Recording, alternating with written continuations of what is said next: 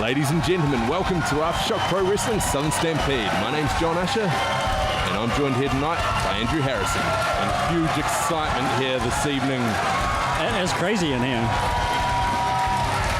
Tonight we've got a stacked lineup with T. Cole versus Simon 7. Tag team action is Murdoch's guard against Shadow Ninja Al Falcone. And two of New Zealand's top female wrestlers, Britenay versus Megan Kate. James Shaw and Rufguts Roddy Gunn revisit their old rivalry. And of course we have our first ever 30-man Stampede match. Right now, let's go up to our announcer, Nathan Coates, to get our first match underway. The following match is scheduled for one fall, with a 15-minute time limit.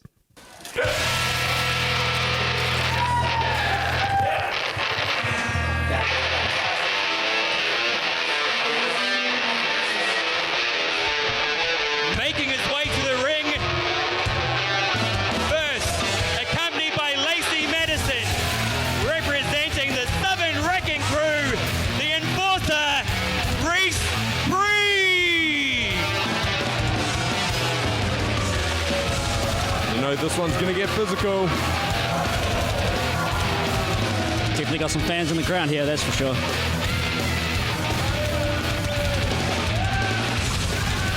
Mr. Breeg doing what he does so well, shining up that crowd.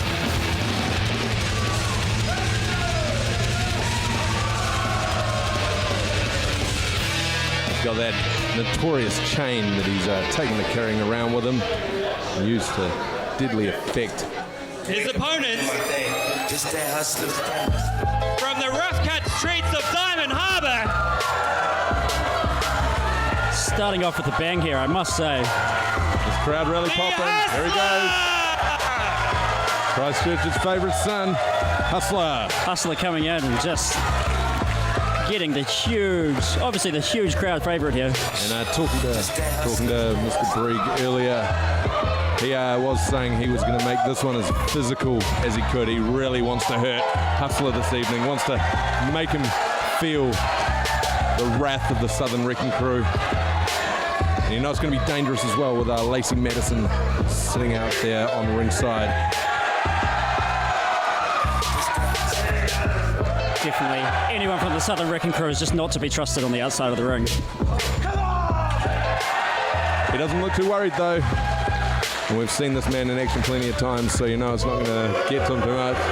It definitely doesn't. Hustler does not phase easily, that's for sure.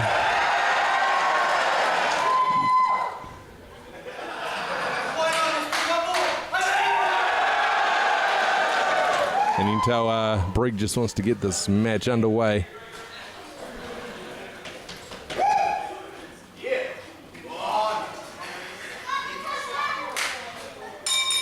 There goes the bell. We're off. Getting underway with the Stampede, Southern Stampede even. It's going to be a big night. Oh, and a big slap to the chops from Reece Breeg. Just disrespect. Oh, Hustler not having any of it, just big hits in the corner. He whips him into the other side. And Breeg's feeling that one. Ooh. Big right hand to the face.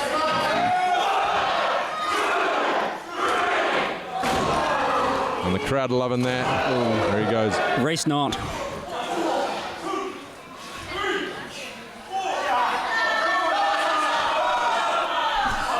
Breeg getting Hustler in the side headlock. Whips him into the ropes. Oh, shoulder block. Huge shoulder block. And Breeg obviously with the size advantage in this one.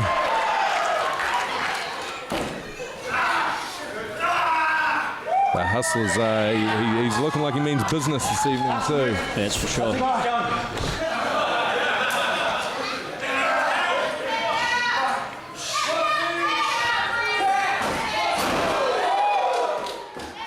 Headlock takeover. Trying to wear Reece Breeg down.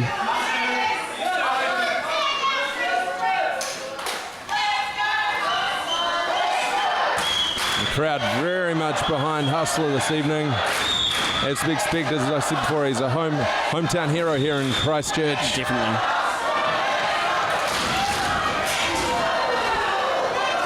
And Breeg's got him on the shoulders. Oh, he wriggles out of it. having none of that monkey flip. Can't get it in. Breeg got planned. Ooh, misses the knee in the corner. Hits that middle turnbuckle.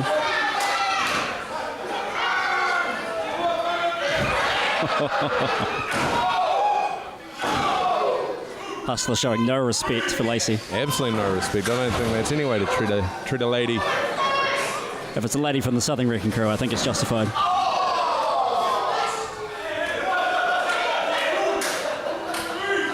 And Breeg, he's got Hustler up against the ropes. Just laying into him. Shot into the midsection. Forearm to the face. And as anyone who's been in the ring with Reece Breeg can attest, those shots to the face. Oh. And that trademark Breeg clothesline right Going down there. hard. Ooh, just a 2 count. I think Breeg's going to have to do a bit more to get Hustler down.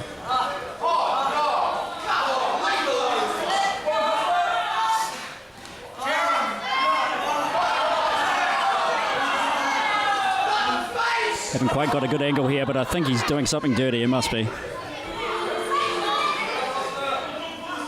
Yep. Getting the job done. That's what Reece Breeg does best. Ooh, pulling him by the hair. Say that right now. Pulling him by the hair and just the forearm to the side of the head. Crowd not liking it at all.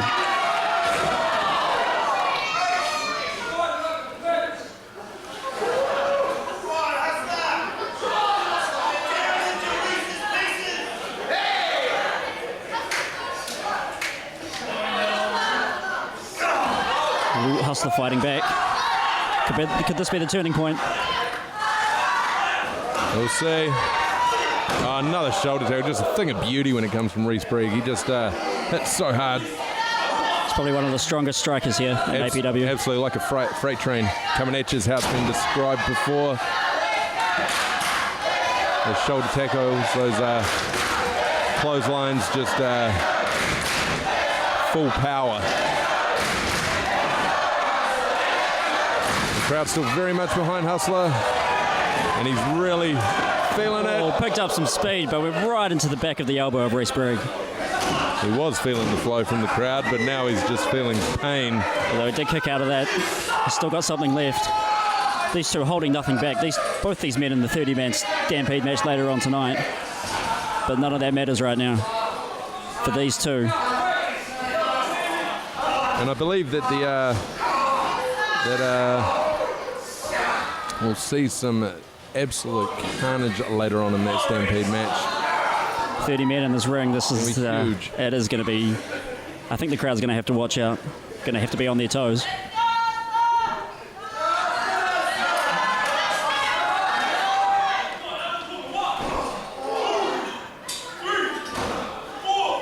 Big forearm shots in the corner. And Breeg right now very much in control. He's got Hustler exactly where he wants him. A reversal into the corner. Oh. Hustler's got something. What's he got? A boot to the face. The biggest boot of all. That's a big foot to go in the side of Hustler's face. Went down like a sack of potatoes. How will that make you feel, seeing your little hometown hero taken down like that, Andrew? It's a bit disappointing, but I know Hustler's got it in him. Right now, Reece Breeg very much in control of this match. You get the 2 count there. Wasn't much energy in that kick out. But both of us know Hustler's got a lot of heart. A whole lot of heart, but Breeg's got that aggression and that size advantage, and I just don't know if Hustler's going to have enough to really come through on this one, to be honest.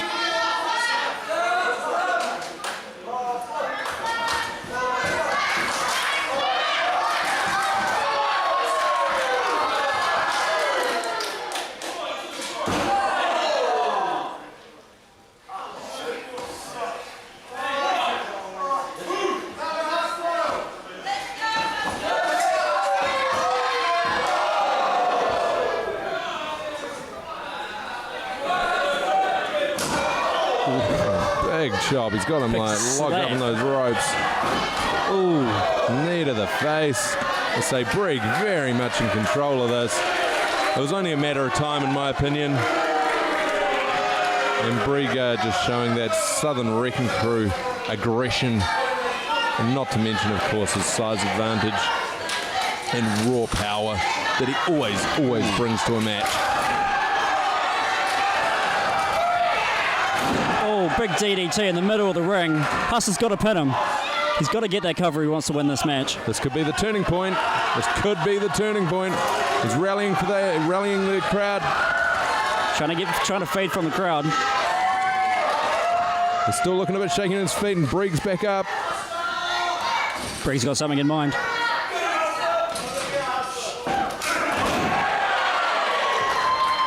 I bet it didn't include a drop kick to the face, unfortunately for him. Oh, swinging neck breaker. And yeah, Going for the cover straight away. There's got to be 3. how the tides have turned. Oh, Breeg manages to kick out of that one. rolls out.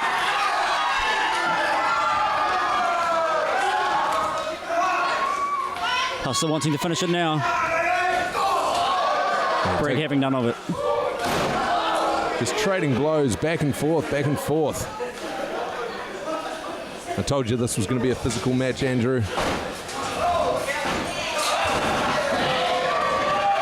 Oh! Turns him inside out.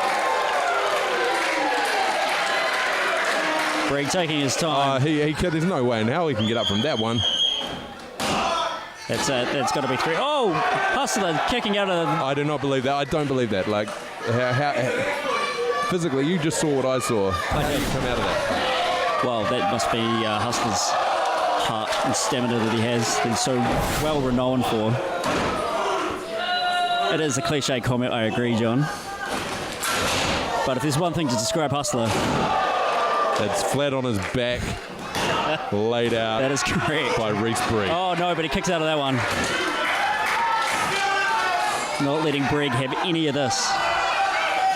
Lacey Madison starting to get... Oh, she's calling the ref in. Getting the attention of the ref. What she got? Bit of a distraction here. Oh, he's got that chain that everybody knows him for. Looks like she's writing a number.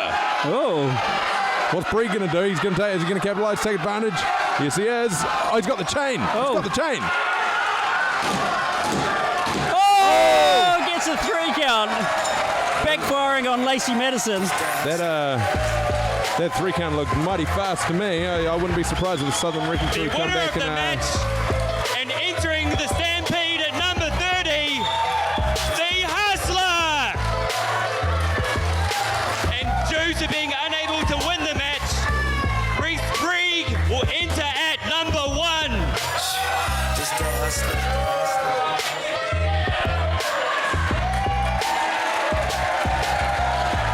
Did I hear that correctly? That Reece Breeg now is going to enter the match at number 1. The Stampede match at number 1. We know what a handicap that is in a match like that. That means he has to go through 29 other men after wrestling a match already tonight. And I've just been informed as well, Hustler gets that coveted number 30 spot. Oh, wow, number 30. Last man in. It's got to be the best spot to have. Of course, coming up tonight is our first ever 30-man Stampede match. Right now, let's hear what one of the entrants, the A-list assassin, Charlie Roberts, has to say. Oh, that's right, Christchurch. It's me. It's Charlie Roberts, the leader of Rodeo Drive, with one very simple message for Aftershock Pro Wrestling. April 2nd, Southern Stampede. I'm coming for that Stampede match, and I'm going to throw however many other idiots I have to over the top rope to prove that I am the alpha elite of New Zealand wrestling.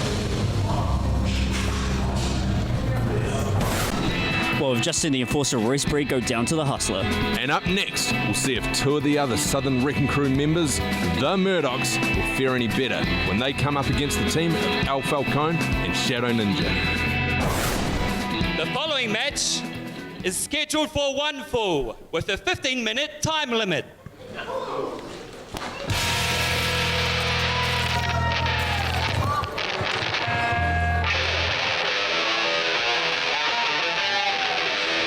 Making their way to the ring, accompanied by Lacey Madison, representing the Southern Wrecking Crew, Dan and Levi.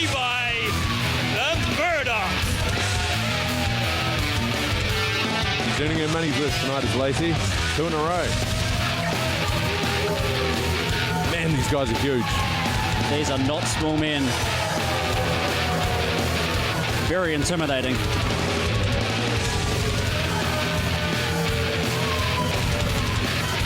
I feel sorry for their competition in this match. Falcone and Shadow Ninja.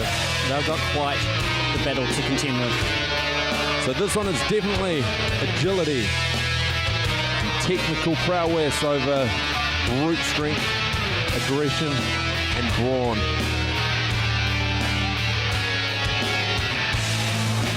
And of course, we see how deceptive Lacey Madison can be outside on the ring as well. So she's a very big advantage to the Murdochs in this one. Their opponents.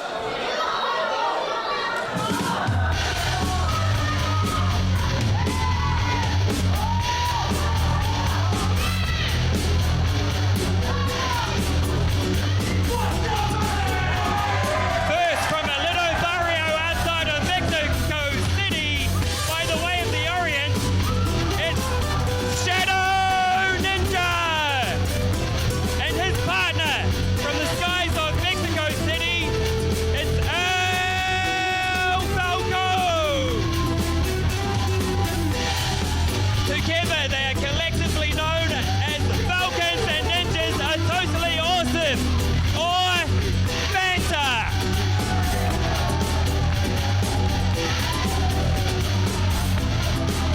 I think both of these men make up one of the Murdochs. Weight and size. I think you're right. And as I say, the Murdochs definitely have that size, strength, and power advantage. But we have seen amazing things from Shadow Ninja and Al Falcone in the past. Al Falcone has had a couple of run-ins with Southern Wrecking Crew in a couple of shows. Right. Got to want to try and get some sort of redemption. But it'd be hard-pressed to find anyone who just loved getting in the ring and putting on a show more than these guys when it comes to New Zealand wrestling. They absolutely live for it. I believe these guys have actually got a really interesting name as well. Fanta. Fanta, what does that mean? Falcons and Ninjas are totally awesome. I don't know if that's true, but it makes sense. Hey, well, if it's written on my sheet here, it must be true. Well, this match is kicking off straight away.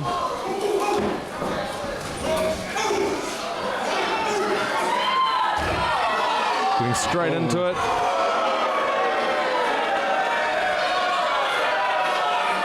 Murdoch's going to the outside, just getting a bit of a breather. What's Shadow Ninja got? Oh, drop kick. Just kicks one of the Murdochs for good measure. And to be fair, it's going to take tactics like that to actually We got Al Falcone. He's to win in signaling this for match. something. There he goes. He's going over the top. Oh! Absolutely huge. Big tope. Going over the top rope, right into both the Murdochs there. Crowd loving it. That's what it's going to take. They have to capitalize on their speed and agility. Definitely. Oh, And right there, I think that was just a 1 count. right there, a 1 count, and he just got lifted off the ground completely. Shadow Ninja getting the crowd behind him. Levi Murdoch. Look at that. As I say, it's going to take more strategy than that to take these men down. Yeah, that was kind of like running into a brick wall. Exactly what it looked like. You couldn't have said any better, Andrew. Maybe a southern brick wall. A southern brick wall. They're pretty good at wrecking them usually, but yeah. The ref really needs to get control of this match. He's quite intimidated, but then who can blame him, to be honest? Yeah, the size of these men, they're huge. I wouldn't want to be in his shoes either. And Quite the big job ahead of him. yeah, Stan Murdoch capitalizing on the wrist distraction. Falcon not liking it at all.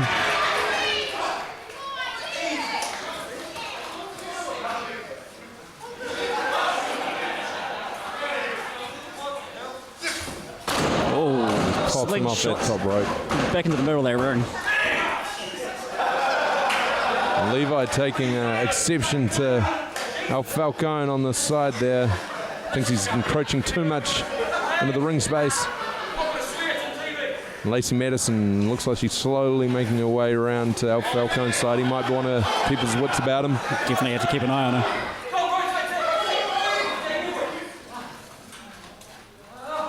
Ooh, big punch to the top of the head of Shadow Ninja.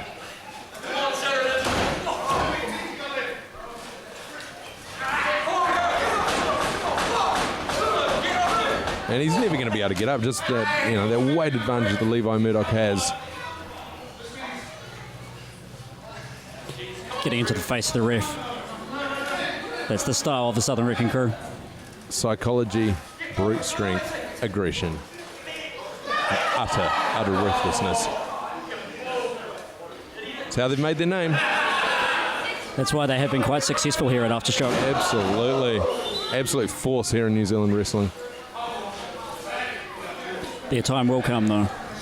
Someone will stand up to them. Someone has to. Well, many have tried. They all seem to be failing, though. That is true.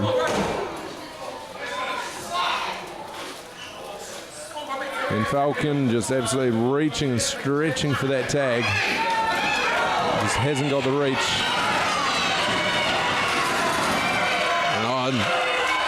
Oh, Falcon trying it on. I agree with Stan Murdoch there. There was interference from Al Falcone there. What do you think? Well, technically... And yeah, sure, he's trying to help his buddy out, but... Well, he does have hold of those ring ropes. Those tag ropes, which you have to be holding onto when tagged. Shadow Ninja just getting thrown around the ring like a rag doll. It's the only way to put it. And Al Falcone on the side of the ring, just try to get the crowd behind Shadow Ninja.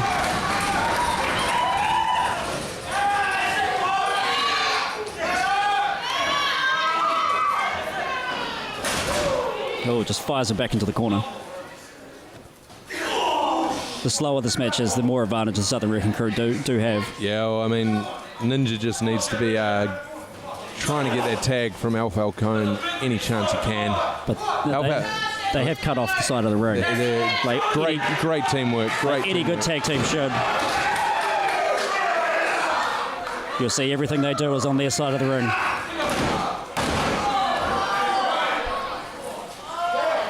Oh.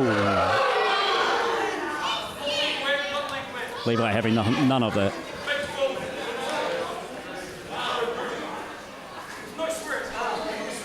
Words being exchanged between Al Falcone and Stan Murdoch. Ooh. I'm kind of looking forward to those two going toe-to-toe in a minute, hopefully. It's not going to happen soon at this rate, though, because the Murdochs have got things well and truly under control. Looks like they've got a double team planned here. Oh, big double kick to the midsection. And just absolute disdain for the referee. They're going to have to be careful. They could get disqualified here. As the referee will be well aware, sometimes that's the worst thing you can do to these fellas. Yes, that is true. We've seen that go down pretty badly.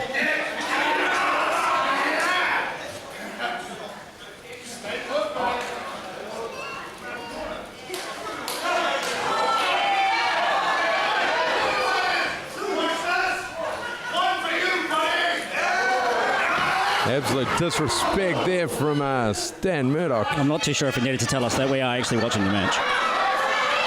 Although, I hope he didn't hear me say that. Getting right up in the face of Al Falcone.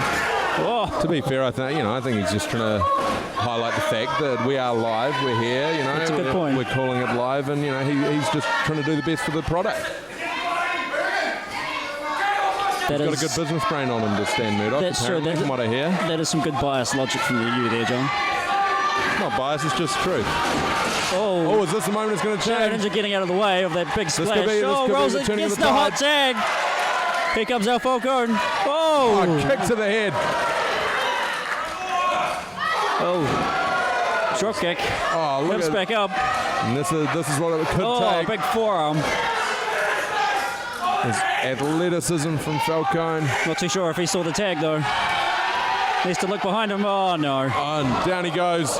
Big boot to the face. And Murdoch's back in control. One would say one big shot to the beak, even. Yeah, absolutely. It's over. It is over. An absolute decimation of Falcone and the Shadow The Ninja Murdochs. at the hands of Levi and Stan Murdoch. Just a big demolition. No other way to describe it. No other way to describe it. They always had the advantage. And there are your winners, the Southern Wrecking Crew, the Murdochs with Lacey Madison. And now it's time to hear from one of our other competitors in tonight's 30-man Stampede match, Rufguts, Roddy Gunn. Ladies and gentlemen, let me introduce you to Rufguts, Roddy Gunn. Yes, that is me, and that's my man, the Dreamcatcher.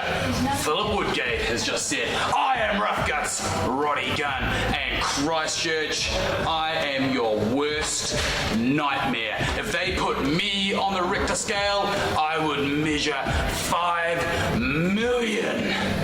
And on April 2nd at Papanui High School, you will get to feel the full impact of what I can do. I don't care who you put in my way.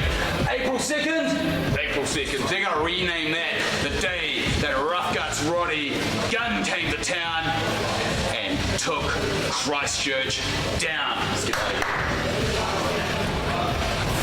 here. This contest is scheduled for one fall with a 20-minute time limit and is a non-title match.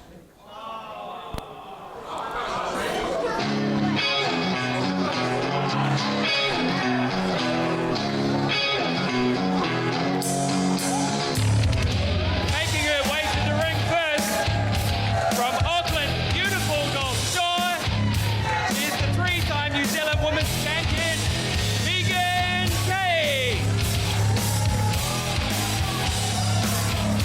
Got Megan Kay coming out.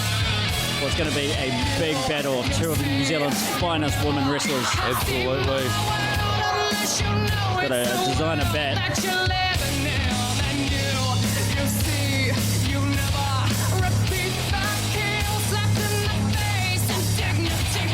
These two, Britenay coming out shortly. These two have faced each other quite a bit, so they do know each other Her really well. opponents.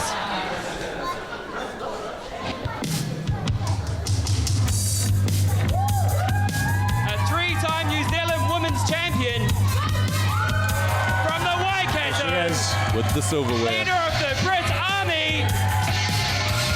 It's Britenay. Megan Kay brings the bat. Britenay brings the belt.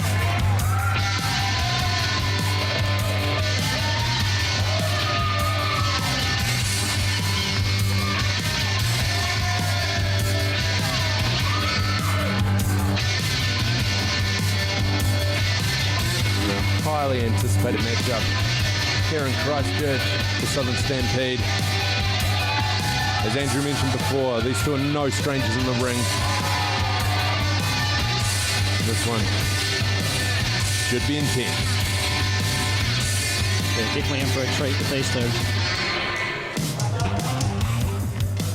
They had a match at Aftergeddon, which was a couple of weeks ago now. Oh, that was actually a tag match, I believe. And they were attacking each other, so it's kind of led to this match here. A lot of bad blood between these two over Definitely. the last, in recent times. And Megan Kay definitely shining on the crowd, taking her time, making Britenay wait. Pretty keen to get rid of that bat, which can't really blame her for. Well, it is a foreign object. It shouldn't be in the ring. Referee demanding it. And Megan Kay will be put out about that. Obviously a bit of strategy in there, but Here we go. definitely shows her intent.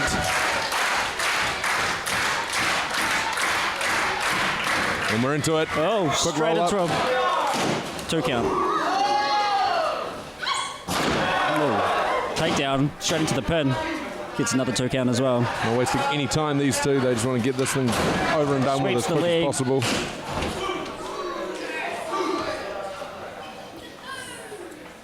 These two showing that they know each other pretty well. Going for that roll up again. Got another 2 count.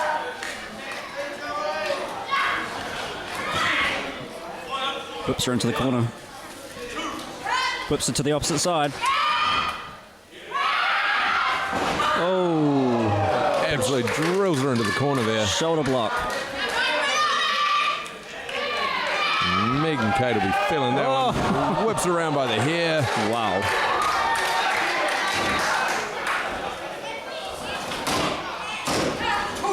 Let's get to another 2 count.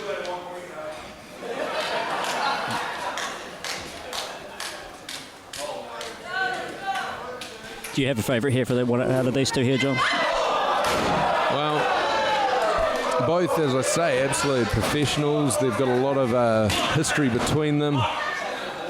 And I've got to go Megan Kate. I feel like she wants it more. She's got more to prove here. I think it'll be close. Definitely think it'll be close. Oh, big spine buster in the middle of the ring. For another 2 count. For me personally, it's got to be Britenay with being the champion.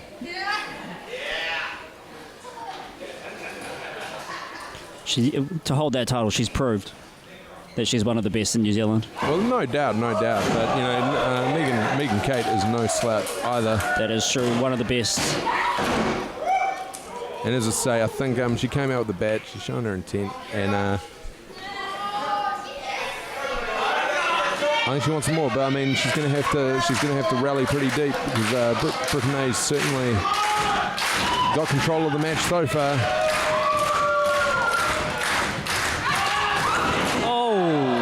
Toe hold. That's what I'm talking about right there.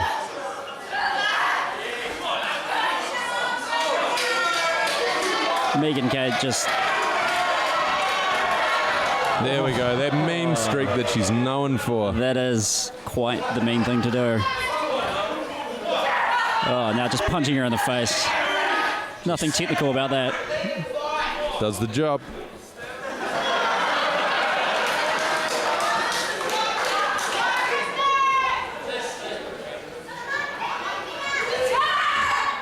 Oh, double knees. And drags her into the middle of the ring. Britenay just absolutely filling it right here in the middle of the ring. 2 count. So close. But Megan Kate is very quickly taking control of this match, as I thought she probably would. Kick into the back end. It's a nice wee show of disrespect. Oh, just stomping on those knees. Oh.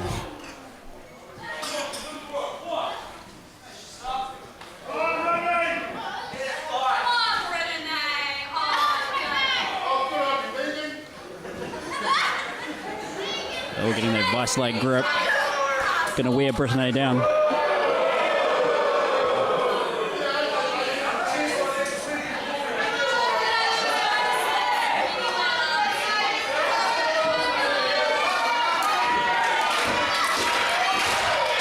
The crowd getting behind Britenay here. Is it going to be enough though? Is she going to have the strength? Oh, no. Couple of knees to the side of the head. I think Megan Kate well in control at the moment. Big kick to the base of that spine. And just slowing things down to her pace. It's just pure bone down there. There's not much protection. Oh. Stop to the middle.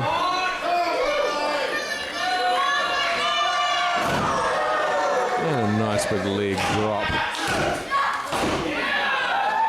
Another 2 count. So what do you think Britenay needs to do here to come back from this?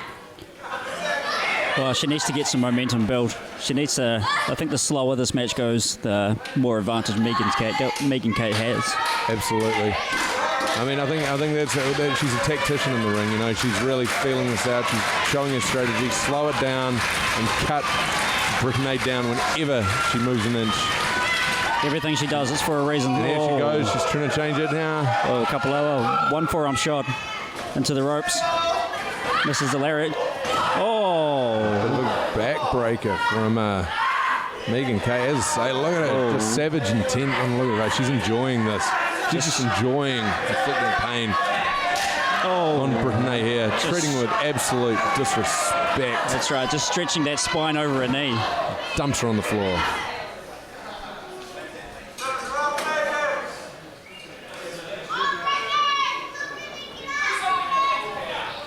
Oh. Spins her right round. Again, going for that 3 count. Oh, just gets the 2. And I think Megan Kate's just looking right now like she wants it more. She needs this one. There's nothing on the line in this match, but she needs to prove that she is worthy of that title. Surely if she gets the win, she must be in line for a number 1 contendership. I would think so.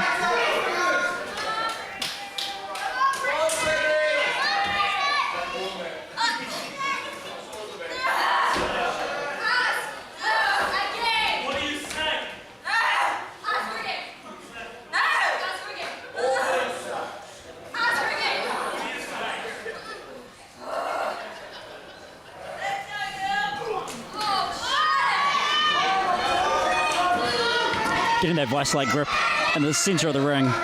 Britanay's got nowhere to go. She's going to have to fight out of this one. She's not going to be able to reach the ropes. Absolutely, and it's like Megan Kate just slowing this match right down. Oh, a couple of big shots. Is it going to be enough to come back? Not at this stage. Oh, really? Going 1 for 1. Trading blows, that energy, that momentum's building.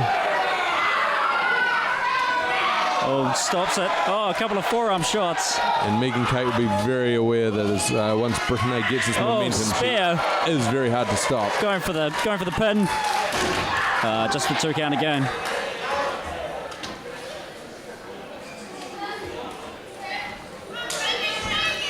Britenay looking a little perplexed. She's going to have to come up with something to beat Megan Kate here. Might have to come up with something special.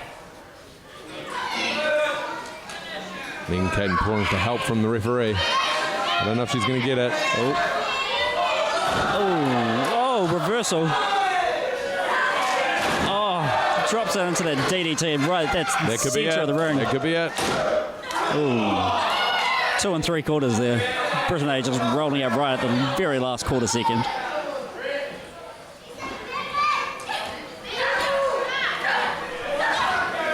Couple of strong shots to the head. Oh, Britanay's got some of her own. I'm just going back and forth at this stage. This one's broken down. This one's now just a fight. Up against the barriers. And these two getting extremely physical. I'm sure Megan Kate's also still thinking that bat of hers is lying somewhere around the ring.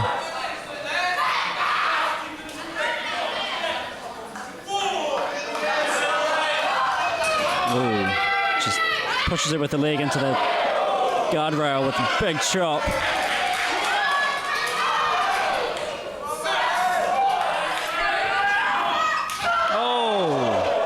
Just a chop to the chest. Megan Kate still in control.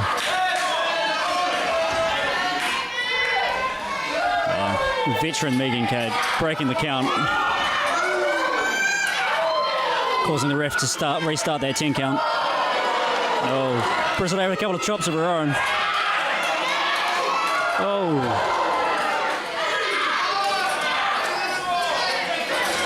Both girls just getting extremely aggressive here. It's what we know both of them very well for. Just spinning her and just dropping her on her chin on the shoulder. And Megan Kate just looks out. She does look out. That could be the turning point that Britenay needs to come back.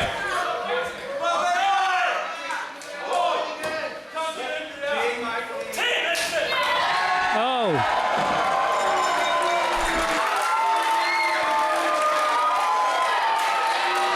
I couldn't quite hear the ref. Didn't know what he was up to, but it looks like Britanay's come away with the win on a count-out victory. Yes, she certainly has. Megan Kate will not be happy about that one.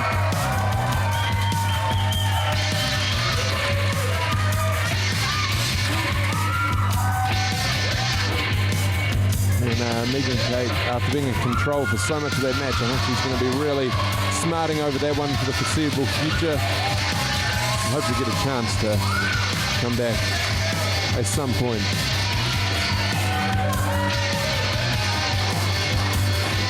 The Stampede match is fast approaching. I know who I'm backing. This man was simply born better. My name is Curtis Castlewood, and I am the most elite athlete in all of New Zealand professional wrestling. I've been up and down this country, and I have made a lot of enemies. And on April the 2nd, Aftershock Pro Wrestling Southern Stampede, I've got 29 of my greatest rivals in the ring, and I'm going to make them all bow to the prince. Up next, we've got a huge grudge match as the leader of the Southern Wrecking Crew, Simon 7, goes against Tico. This contest is scheduled for one fall, with a 20-minute time limit. A highly anticipated match here. The leader of the Southern Wrecking Crew, Simon 7. Up against Tico. Making his way to the ring, accompanied by Lacey, Madison, representing the Southern Wrecking Crew, the leader of the pack, Simon 7.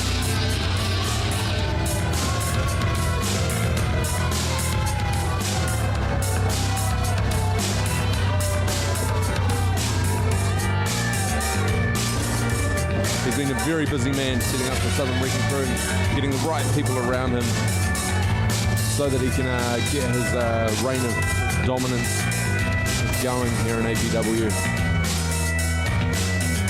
And you can't deny he's been very successful at that. Definitely. Over the last few months.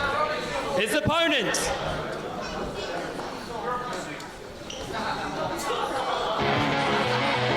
Oh, what's this? Oh, we got our general manager Tony Dazzler coming out. What's his music? Oh, here he is. Wonder what he's got to say. It's always interesting whenever he does come out. He's always got some major announcement. Last time he came out before a match became a 2 out of 3 Falls match, but James Shaw and Del Knox. that's right. One of my favourite matches. That was a great 2 out of 3. Long time. I think it was, believe, on CTV. First of all, guys, That's right. First of all, guys, I would just like to say it's awesome to see so many people here tonight. It's great.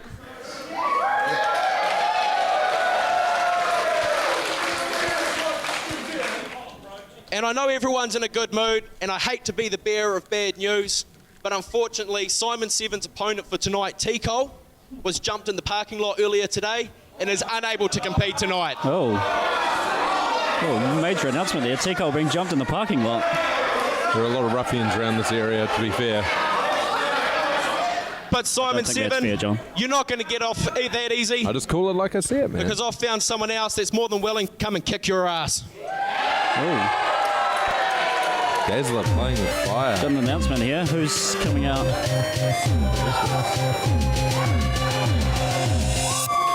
his new opponent from the hills of Kashmir and Christchurch. That's Forbes Bentley. That's the fan from the crowd that Simon 7 spat that green mist into a couple of months ago. Yeah, you're right. I did a bit of follow-up research as well at the time because I was sort of interested, like, who is this kid?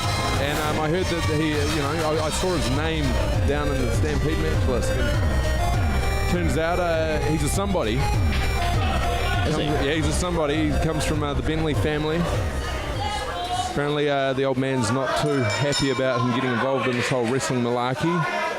But he's promised that he's basically said he wants to uphold the family name and do everything he can to get revenge on Simon 7 for trying to blind him a couple of months ago.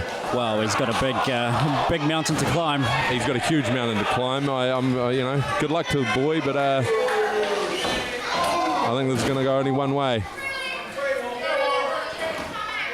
With Bentley making his debut in here in Aftershock Pro Wrestling, I think he's going to get a nice welcome.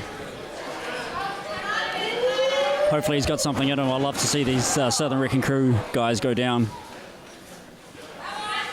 You better watch what you say, because they're going to just come and visit you later on this evening, most likely when they listen back through the footage. I believe they don't know where I parked, so I think I should be okay. We already know that Tico's been taken out in the parking lot. Just saying. Yeah, I parked on the road, so I think it might be safe. That makes no sense. You're never safe from the Southern Wrecking Crew. You know that guy got eyes everywhere.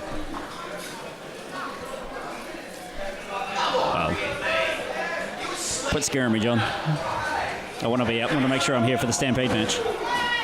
That's true. Just maybe stay exactly where you are during the interval. You'll be all right. I'm sure Tico will look after you. Oh, that's right. He's not here in the building. He's at the hospital. Yeah. Simon 7 getting in a leg lock and just using those forearms into those knees.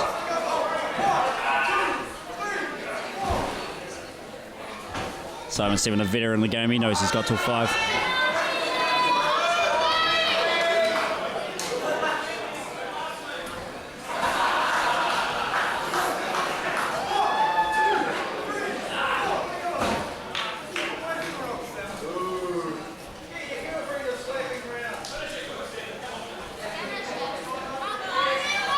Seven just toying with Bentley here. Obviously, you know, the young lad just trying to get a bit of revenge, obviously, for the green mist incident a while back. And Seven, absolutely, as I say, just look at it, the smile on his face. He's loving every minute of this. It's like the face of one of those snakes that ate those mouses whole. Mice? I think you'll find it's mice, Andrew. Well, good to see your command on the English language has improved so much. Thank you, John. I have been working on it. I am considering going back and doing sixth form English again. But back to the match. 12 now, year 12 English. Back to the match. Got Simon 7 just toying again with him. It's Forbes Bentley. Just trying to make his mark and just trying to get some sort of revenge, but I don't do well for him. I don't think it was the best idea he's had. He's getting chopped wildly. I mean, to be fair to him, he probably wasn't expecting this, you know. Like, he'd come here to compete in the Stampede match, and I'm sure he was probably angling to get his revenge in the melee that is the Stampede match. And Tico's out of commission, obviously, so they needed to pull someone in. Seven was pretty vocal to Dazzler that he was keen for a match. And we do know that the Southern Wrecking Crew does know we're throwing him onto that. Oh, pretty nonchalant pin. Not quite. Oh, bit of referee intimidation, something we're getting very used to here whenever the Wrecking Crew come into the building. It's starting to become quite the unsafe work environment for these referees.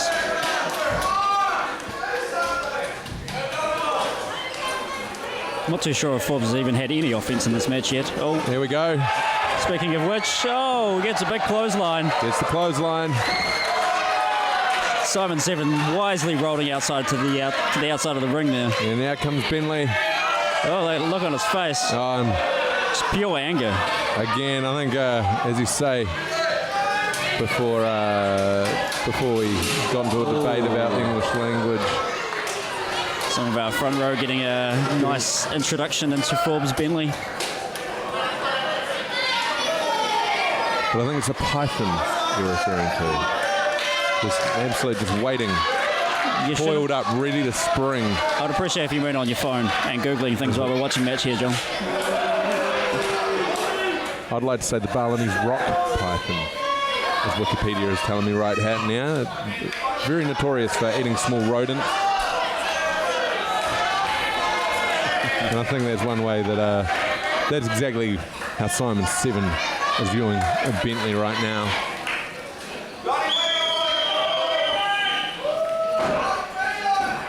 But the Wrecking Crew are going to have to be careful here because, as I say, the Bentley family, they have a lot of sway in this town. So they might want to avoid a lawsuit somewhere along the lines because if this continues for too much longer, this lad's going to end up in the hospital, I'm afraid.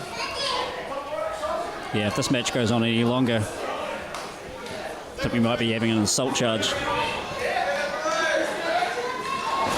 Simon just needs to finish this. He's just toying with him now. Just toying with him. It's getting a bit hard to watch.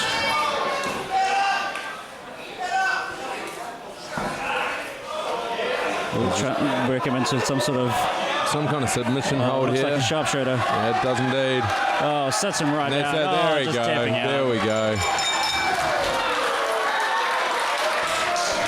I'm glad that's ended. I'm glad that's ended. I mean, it's a bit of a mountain to climb, you know. We're throwing The winner of this match is Simon Forbes Simmons. Bentley into throwing Forbes Bentley straight into the ring with an absolute veteran of New Zealand wrestling. You know, it was never going to go well. And here, he's got the chair out. Oh no, the match is over, Simon. Yeah, there's not much need for that. Someone needs to get in there and help him.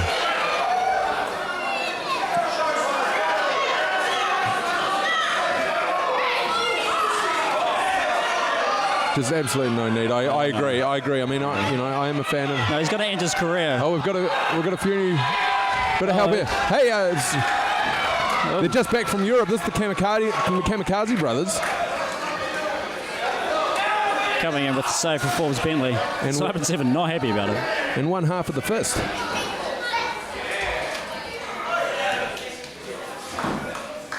Again, we're going to see these three later on in the Stampede match too. Hey, you come in the ring, run me off. You guys should know better than anybody. The Wrecking Crew always has their favoured odds in a numbers game. So,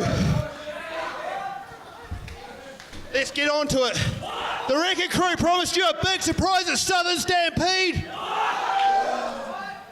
That big surprise is... What have we got here? Oh, looks like we have a new member of the Southern Wrecking Crew. Megan Kate. Oh, and what's happening here? Oh, there's Reece Breeg. This isn't looking good for these boys. Oh, no. Turn around, guys. Turn around, come on. Oh, this is not going to be good.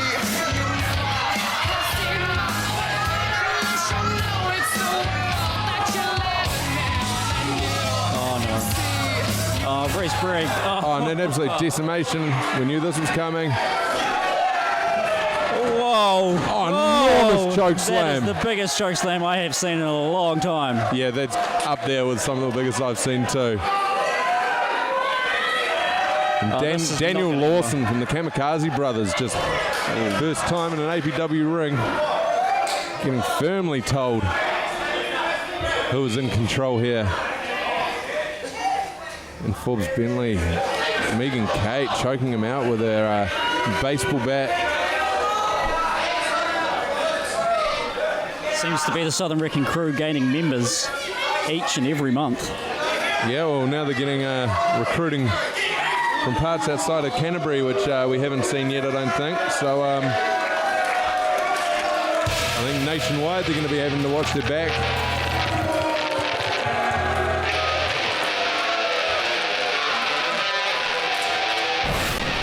Up next, two of the biggest names in New Zealand Wrestling collide as the IPW New Zealand Heavyweight Champ James Shaw takes on Rufguts Roddy Gunn. This contest is scheduled for one fall, with a 30-minute time limit and is a non-title match.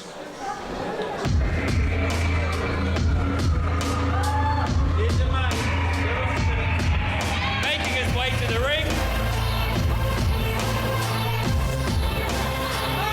accompanied by the Sultan of Swingers, Dreamcatcher Philip Woodgate.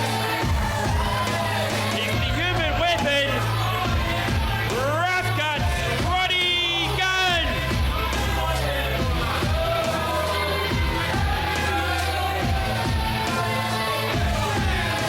Here he comes. Rufguts Roddy Gunn. That's right. A favourite down here in Christchurch. They love him. And he's got his best mate, his manager, his partner in crime, Dreamcatcher with him.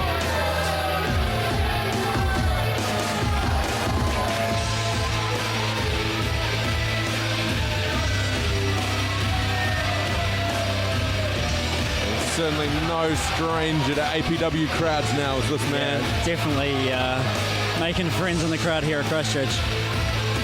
Something he excels at.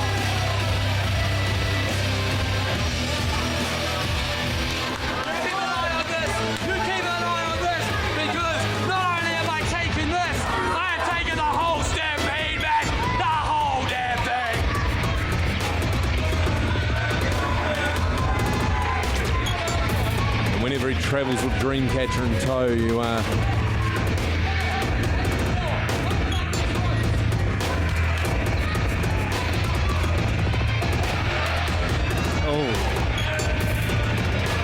Ring announcer there, Nathan, just being punked by Rufguts. Is punk still a thing? Punked? I don't know. I thought you were up with the kids. I thought you lived in 2016.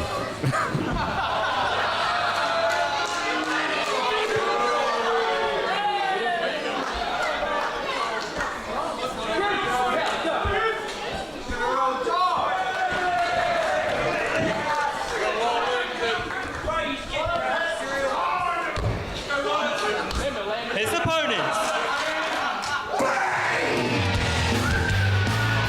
Here he is. The reigning New Zealand heavyweight champion from the borderlands of Point Share.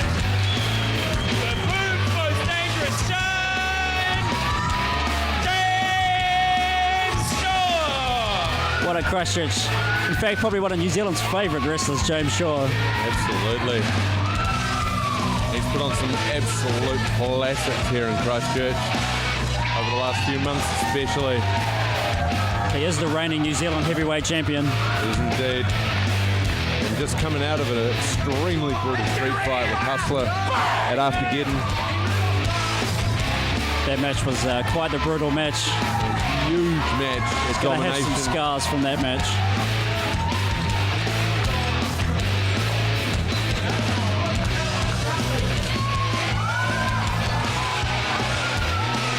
Here we have the usual James Shaw antics, the pre-match antics. What, endangering children's lives by putting them in a wrestling ring? Yep, and throwing wrapped lollies out to the crowd. Not tonight, which is probably a good thing.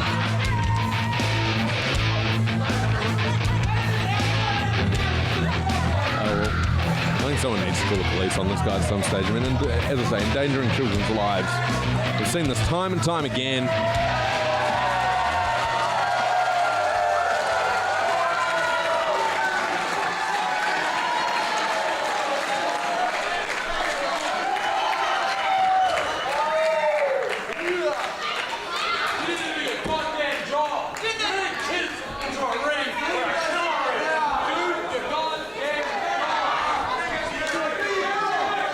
Roddy Gunn not happy with something with the ref. He usually isn't, though. I mean, to be fair, like I think if you're not getting beaten up by the wrecking crew as a referee, you're either getting beaten up by Roddy Gunn. I think that's something he excels at.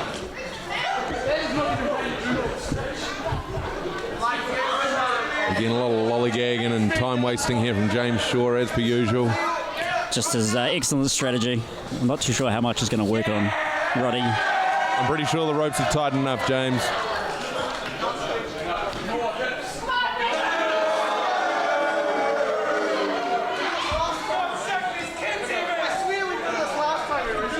In fact, I think the pre-match antics between these two might be just as exciting as the actual match themselves. I hope you're wrong. I definitely hope you're wrong. I mean, I could watch Guts shine up a crowd any day of the week, but for as long as he wants. But James Shaw, you know, it gets tired pretty quick. Well, see, it's the opposite for me. I could watch James Shaw interact with the crowd. I'd say for 15 minutes, and then I'll probably be wanting the match to start just quietly. Oh, we got some Eddie Gordo tactics in the ring here.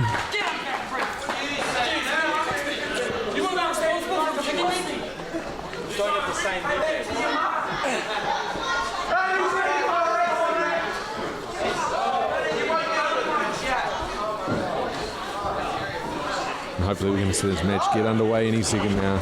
Oh, here we go, tying up. There we go. James Shaw straight into an arm lock. This is going to be... Ooh. This take could be over one for the ages, this match. I think it's going to be quite the technical affair. Or at least at the start, and then You know it's going to get physical. it's going to get incredibly physical. Just getting a feeling out. Oh, just grabbing Rufguts' mohawk. Guts isn't going to like that. Yeah, fair call, fair call. Referee blind or something? Can you explain this to me, Andrew? You're friends with all these guys. Well, we'll just wait until we see some interesting tactics from Rufguts, and then we can answer your question, eh?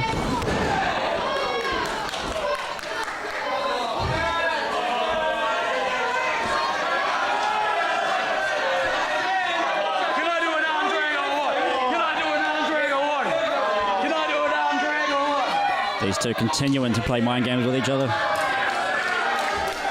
And James Shaw getting a little frustrated now.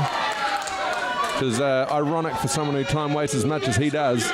Oh, big slap. That was just uncalled for. I'm not quite sure what... James Shaw just wants to get on with it. I'm not quite sure what Phil Woodgate did to deserve that, to be honest. Oh, just look at his face. He's got a very slappable face. He's here, he's doing a job. What makes you think he deserved that? His face, look at it. I'd say he's probably got the most slappable face here in Aftershock Pro Wrestling. You would say that. I would. Maybe after your face. Rufguts going over the barricade right into the crowd here. Crowd are getting a real close view of both these competitors. Absolutely, they're giving it everything. Crowd loves it. Absolutely loving it. Although they should probably try and give these guys some space. This just looks like a typical Friday night on Queen Street. Is that downtown Auckland right now, doesn't it? Is that a wheelchair? Haven't quite got it. Looks like a baby stroller. Oh, even worse. Typical James Shaw. He probably doesn't actually realise how much those things are worth. Absolute disrespect.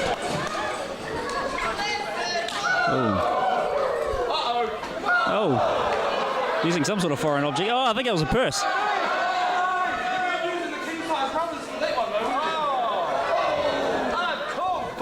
Referee really needs to get these two back in the ring. He does.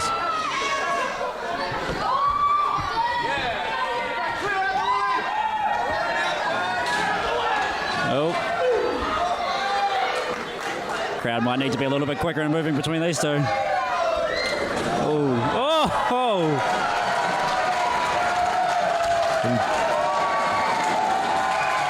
James Shaw. Oh, big elbow drop from the chairs there. No love for Rufguts. Roddy Gunn right here. James Shaw still feeling the going with the tactics from the no disqualification match he had with Hustler at Aftergeddon. He does like taking that. Was that the belt? That was the belt. No, it wasn't the belt. It was a belt. Someone's plastic WWE belt.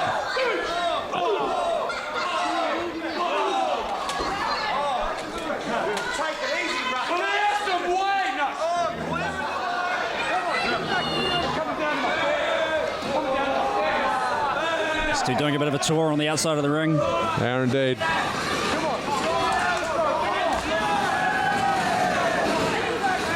Locking them up. Really giving the fans a treat here as Rufguts. Always thinking about the fans. No, just rubbing his, what looks to be his throat into the top of the guardrail. That's got to hurt. It has got to hurt. A good tactic. Oh, that's got to hurt more.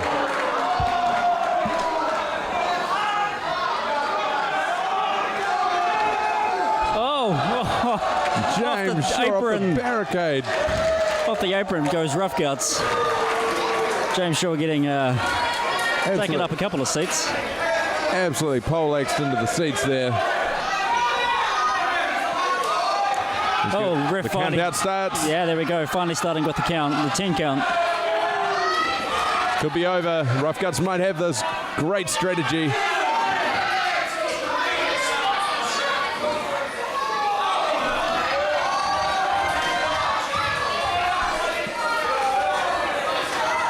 Up to 6.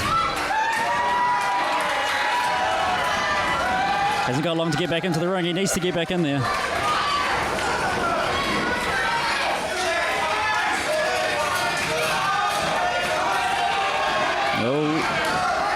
hasn't got long. He hasn't got long indeed. Up to 9. Oh, there we go. There he goes. Cutting it fine, but straight into the hornet's nest. Yeah, he's met with a furious couple of stomps down there, and Now he goes we go again.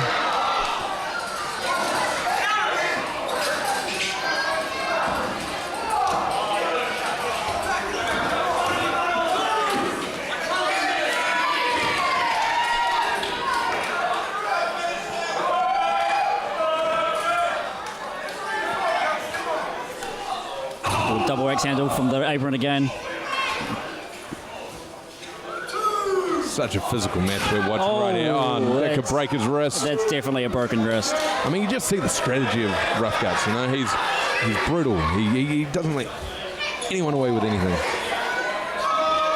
And James Shaw just absolutely feeling it as they come up. He's both these guys in the Stampede match. Come up to the stairs, entranceway. James Shaw might be fighting with one arm for the rest of the night. Oh, well, maybe no arms after that one. Oh, grabs something and choking him with it. This referee really needs to get control of this match. As I say, what's with your friend's eyes? Like,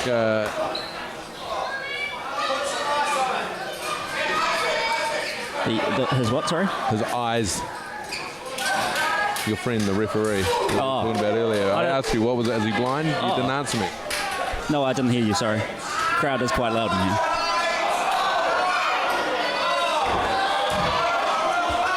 Deaf, blind, and dumb. That's what they say, isn't it? You take up 2 of those things, my friend. I love working with you, John. Right, here we go. Finally back into the ring, both of them. Andrew pays the bills. Rufguts in firm control of this match. Looks like he's focusing all his offense against that arm.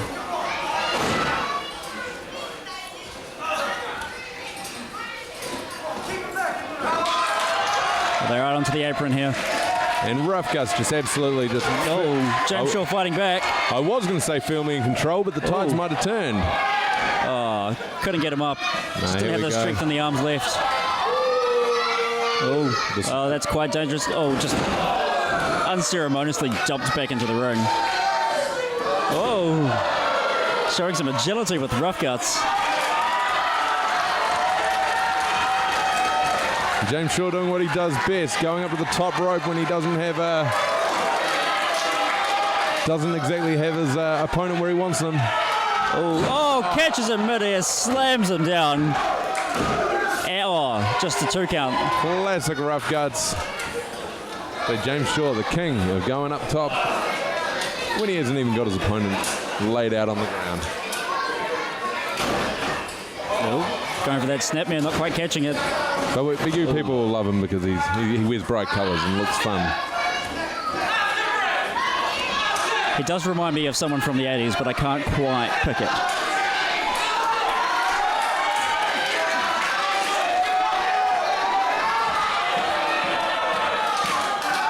Getting a huge wrist lock in there. Oh, and just turns him around. What's he got? Oh, just grabbing him by the bridge of the nose. Just breaking him down piece by piece. One body part at a time. He misses. Misses again. Oh! What's this? Into a submission maneuver? That looks to be a rear naked choke. Trying to put James Shaw to sleep. And Roddy Gunn just all over the competition at this stage. Gets his foot on the ropes. He's got to release that hold. I just don't know if James Shaw's going to have the strength to come back from this. I mean, this has been very one-sided up to this point. Finally breaks it.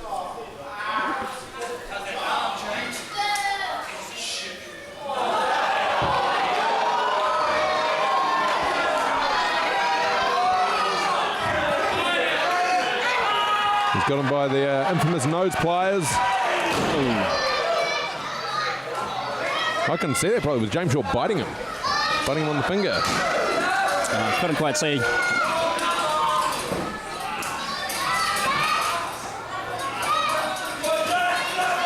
But Rufguts firmly back in control of this match.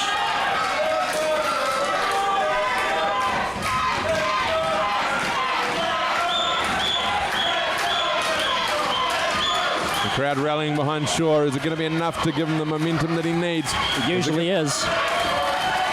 Again, like another wrestler from the 1980s. Fighting his way out. Oh, catches. Oh. Oh, big arm breaker there. He's really feeling that. He's really feeling the pain in that wrist. Just a 2 count.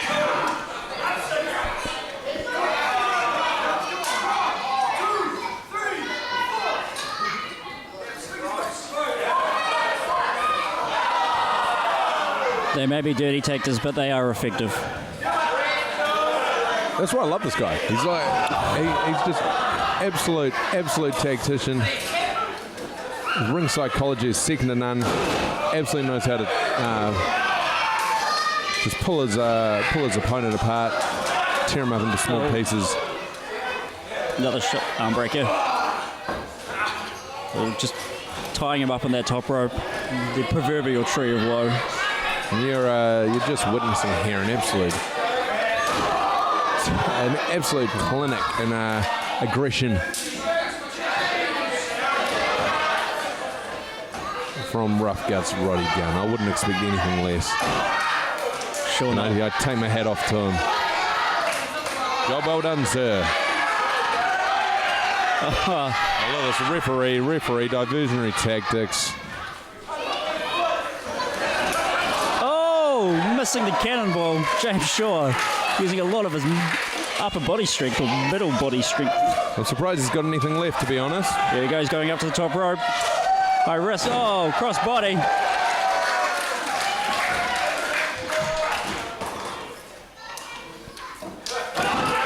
That might be the leveler. Is this the break that James Shaw needs?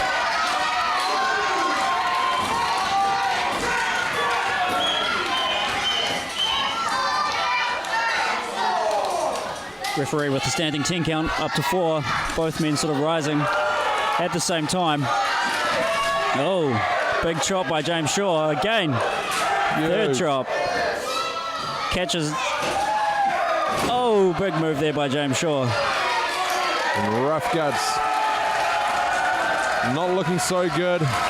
Can he come back from this? Been in control for so much of this match. But James Shaw, you can see he's big, pulling out a big boot to the face. There it is. The Rufguts going out to unfamiliar territory. James Shaw catching him. Uh-oh. Wait for it. Oh. And lays him out. Flat on his back. James Shaw knows he needs to go big or go home because Rufguts Roddy Gunn is not a man to stay down easily. He hasn't got a great track record with wins here at APW though. He does. Rufguts. Oh, sorry, I thought you were talking about James Shaw. No, Rufguts. He brings it as hard as he can, but he hasn't been able to seal the deal too many times. Struggling so far. Had a rough 2015. Yeah, he really did. James Shaw, on the opposite hand, having a stellar 2015.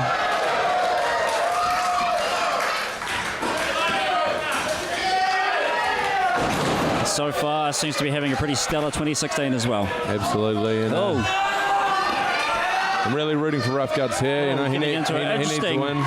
Interesting modified version of a stretch muffler here. And the crowd just electric and roaring at Rufguts to tap out. I don't think that's going to happen.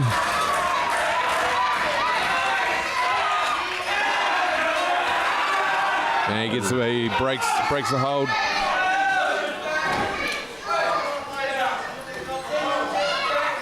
And these two just putting each other through the ringer.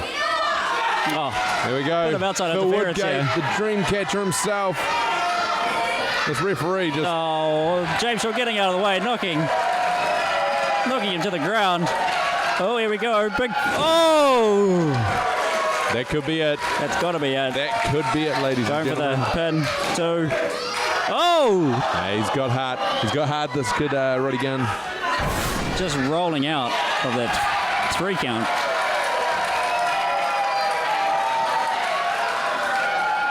Not yet, he says, James Shaw. Not yet, my friend. You're going to have to try a lot harder than that. James Shaw proving over and over again that he can go for a long time and take a lot of punishment and still come back victorious. Absolutely.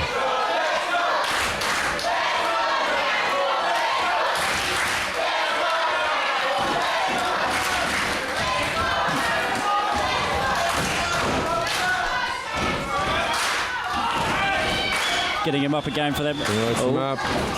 Rufguts just getting him right where he wants him. Oh, picks him up. Oh!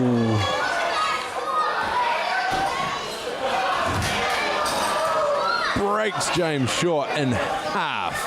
That was high impact. And feeds him to Dreamcatcher and Phil Woodgate outside.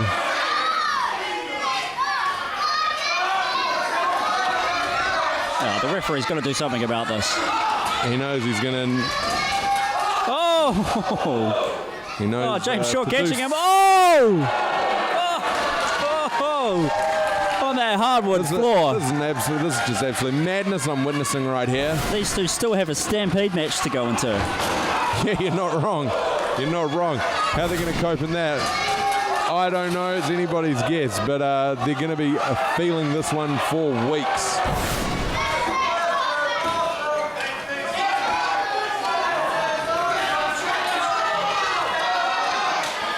The crowd loving it.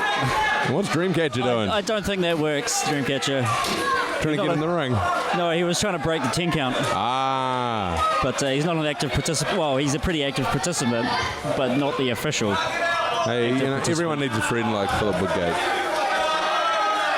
That's what a good manager does, right? Like, you know, he's in there, he's looking out for the best interests. Oh, James Shaw popping his head. Client. Popping up. Oh, throws Rufguts back into the ring. How these two are still moving is beyond me.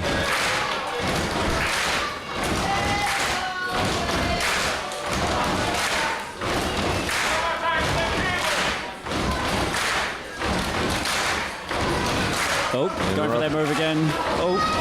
Oh, straight into the corner. Through him. So much aggression, I love it. So much power and strength.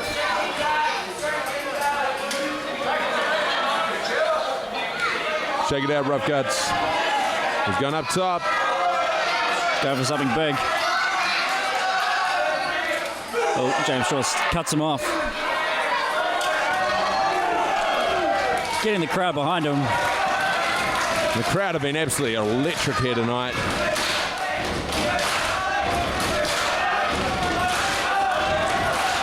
Oh, here we go. What have we got? A series of blows. Oh. And here we go. Rufguts still got something left. Oh! Absolutely huge. That's got to be it. That's the pin right there. Oh! James Shaw kicking out. I believe it. Hats off, full respect. Crowd did not believe that. Both men absolutely giving it everything. Oh! Getting him into that modified stretch muffler again.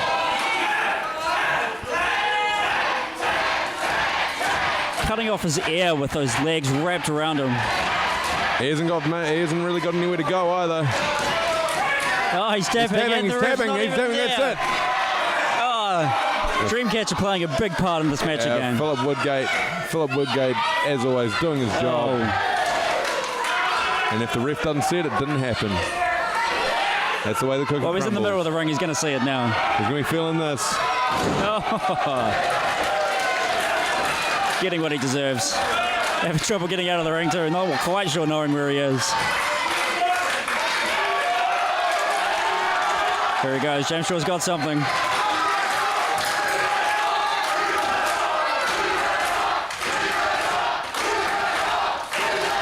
Crowd absolutely loving it. Oh! Catches both right knees. onto the waiting knees of Roddy Gunn. Oh. Roddy Gunn stretching him out. Trying to put him to sleep here.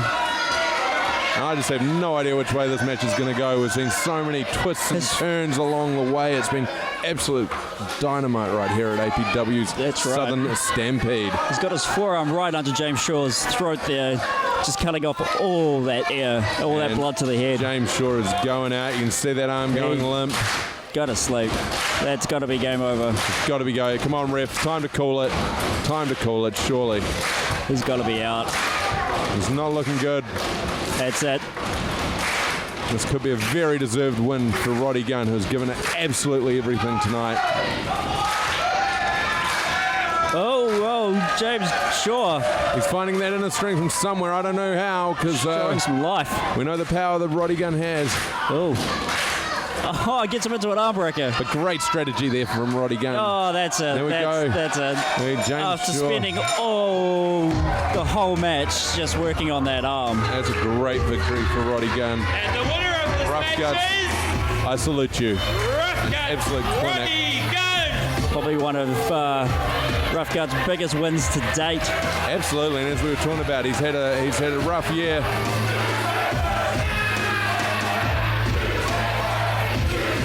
That's got to put him in probably quite high up there in terms of the APW rankings. Absolutely. And the crowd not enjoying that, claiming the Rufguts tapped out first. Of course. Well, he did technically, but unfortunately, ref didn't see it. Ref didn't see it, didn't happen. Philip Woodgate just... Sorry, Christchurch. So just embracing.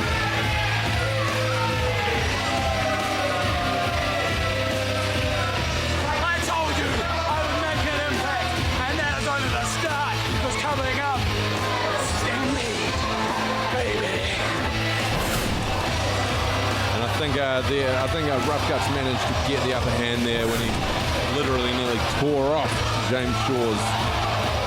James Shaw never really seemed to recover fully from that. That's right. I think that had a big impact on the outcome of this match. Those arm locks are deadly. Once you've got them synced in, they are just painful. They can snap your arm in any second. Well done, that man. As we talked about, we've said it a couple of times. He's had a hard, rough 2015. It's a great start to the year for Rufguts, Roddy Gunn. The win he so desperately needed. Great set happening right here in Christchurch.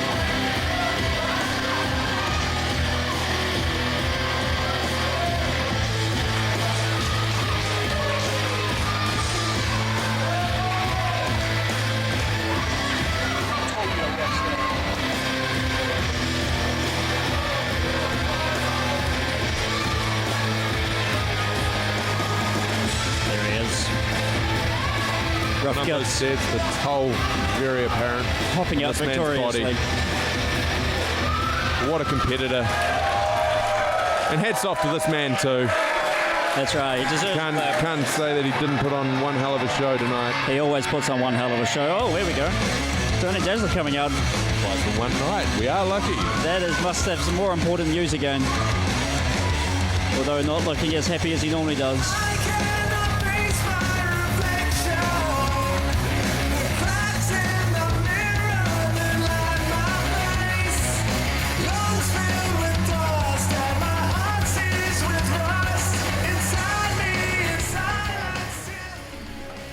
Now, you know how I said I hate being the bearer of bad news. Unfortunately, I do have some more. I know. This is James Shaw's last show here in APW. Oh, big news there. But James, on behalf of everyone here at Aftershock Pro Wrestling, we'd just like to say thank you.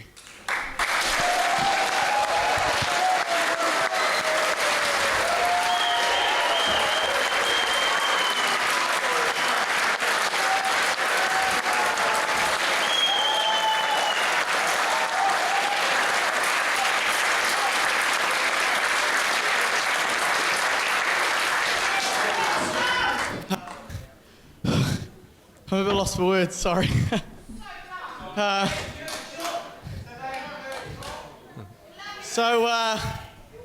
The reason why this is my last match, it's not because I don't want to come down here anymore. That's far from the truth. if it were up to me, I would be here every show, which, not bragging, I have. No. But I'm going to Japan in 3 weeks. So...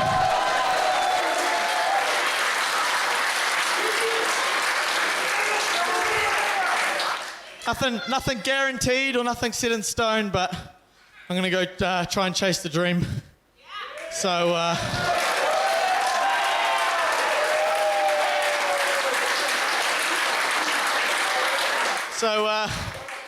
from the bottom of my heart, and I 100% mean this, I've loved every minute here coming to these APW shows. I've loved every one of you guys, whether you're booing me or cheering me. I've loved it. I've always appreciated the energy you give me, and that's why. You can do it.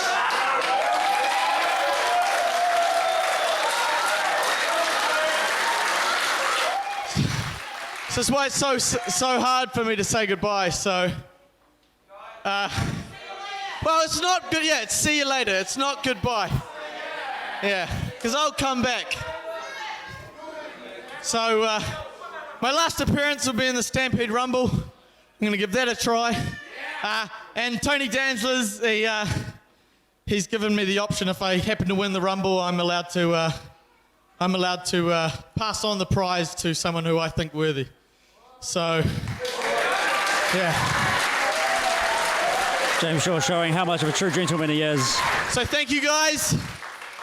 I'll see you whatever number after the Rumble. Can't beat Rats. I could be early, I could be late. I'm not telling. I'm number 6.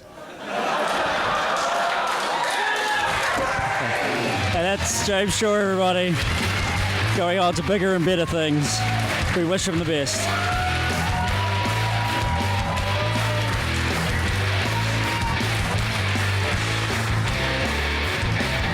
Off to chase the dream in Japan. It's time. We've been talking about it all night. That's right. It's time for the 30-man Stampede match. 30 men, 1 winner.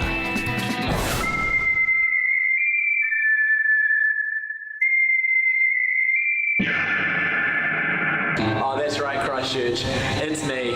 It's Charlie Roberts, the leader of Rodeo Drive. I'm Reece Breeg, enforcer of the Southern Wrecking Crew. My name is Curtis Castlewood, the most elite athlete in all of New Zealand. Ooh, Devin Lockhart here. I'm excited, and so should you be. I am Rufguts, Roddy Gunn. Oh no, the rough driver.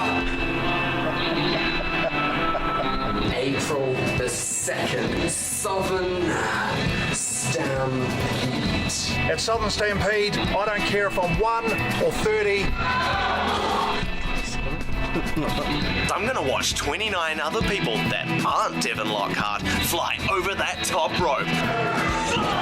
And I'm going to throw however many other idiots I have to over the top rope. 16. On April 2nd at Papanui High School, you will get to feel the full impact of what I can do. I don't know. You won't tell me. You're either with us. We're against us. Nobody does tell me. He tells me that the patient is back. And I'm going to make them all bow to the prince. I'm back. Aftershock Pro Wrestling, Southern Stampede. April 2nd? April 2nd. I'm ready. You better be ready. Bang! It is now time for the main event of the evening, the Stampede match. The rules are as follows. Shortly, the men who drew numbers 1 and 2 will enter the ring and the match will start. After every 90 seconds, a new wrestler will enter until all 30 have appeared. Elimination can only occur when you are thrown over the top rope and both feet have hit the floor. This will continue until there is only one man left standing in the ring, and he will be declared the winner of the Stampede match for 2016.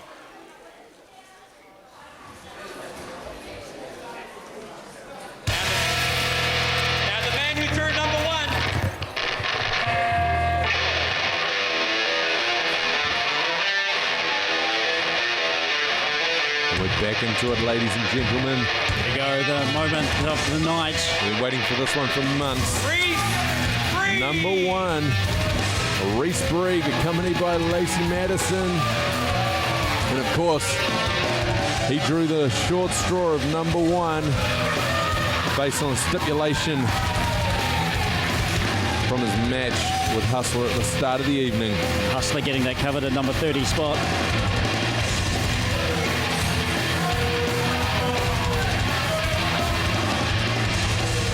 It'll be very interesting to see who's coming out in number 2. And of course, the rules go to be eliminated, both feet on the floor, tossed over the top rope.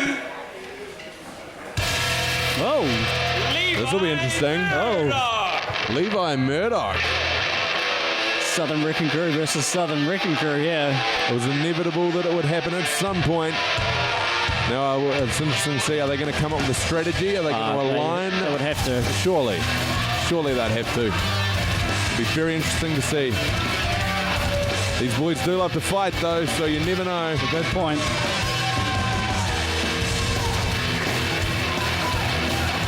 Their partner in crime, Lacey Madison, on the outside watching.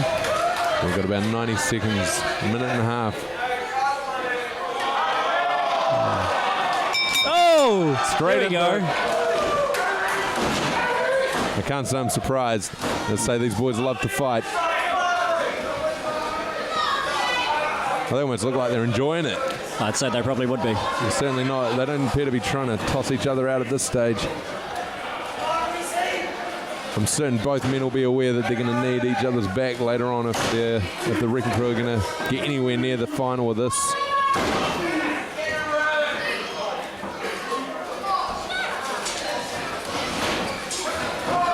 Oh. Big clothesline there by Breeg. Absolutely. Interesting strategy to start the match with, I must say. It's true. Be interesting to see whether they continue with the strategy when the next competitor comes out.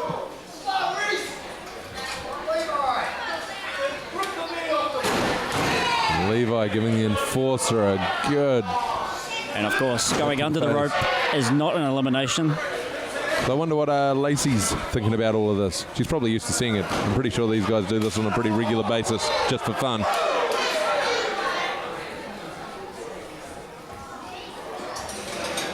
Oh. Huge chop. No respect from Reece Breeg to his brother-in-arms. And then they come. Countdown. Who's next? Who have we got next? Shadow Ninja. He'll still be feeling the effects of his match earlier tonight.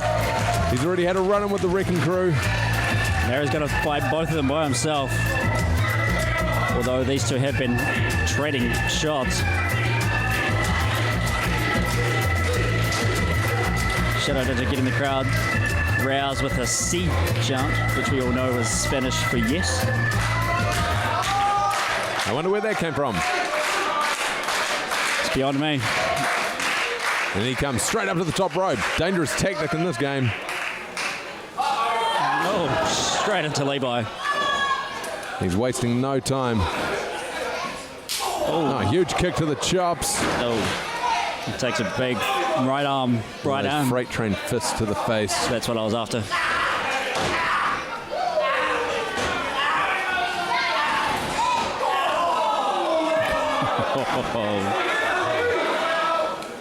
Breeg showing his class. Now, if these two play the game the way they should, this could work to their favor if they just wait for each contestant to come out, work together, toss them out in the 90-second time frame. This could be a very one-sided competition.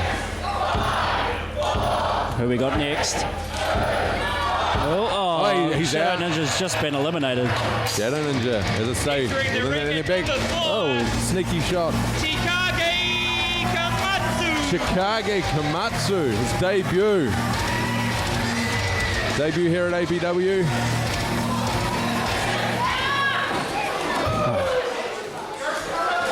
And again, are they going to work him over in 90 seconds, get him out just before the next contestant comes out? He's got quite the greeting party for him for his debut here at Aftershock. I don't wish this on anyone. I wouldn't want to be in I wouldn't want to be in this situation. Chikage is down. Especially on debut.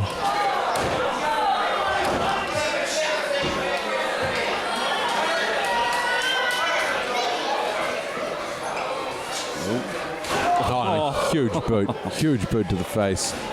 That was a move that put Shadow Ninja out in the match earlier tonight. So effective, just so effective. And for Levi, he hardly has to put any effort into it. He just raises that leg and they go down. Those huge tree trunks of his. Like swatting a fly. Do you swat flies with your legs? I could if I wanted to. I don't want to tell you the secrets of my fly swatting. Special technique. Alright, who have we got next? Oh, Chikage goes down. Out. Mrs. Silver. Woof, woof. Here where he comes. Here she comes, I should say. Here she comes. Mrs. Silver. Bit of a hiatus coming back here after a couple of months here in Aftershock Pro Wrestling. Absolutely, and he always puts on a hell of a show. I don't know what the Wrecking Crew are going to make of Mrs. Silver. They've got quite a lot in common in many ways. They've got ruthless aggression, they've got great in-ring psychology. And complete lack of respect for other people. That's right, this will be interesting.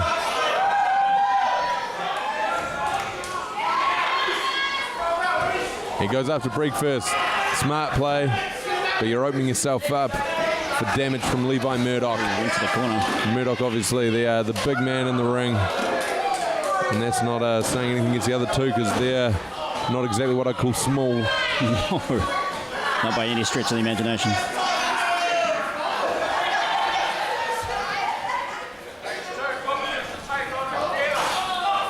So we're up to number 6, which I think... number 5. No, 6 coming out next, I should 6 say. coming up next, yeah, quite right. Which I believe James Shaw announced earlier tonight.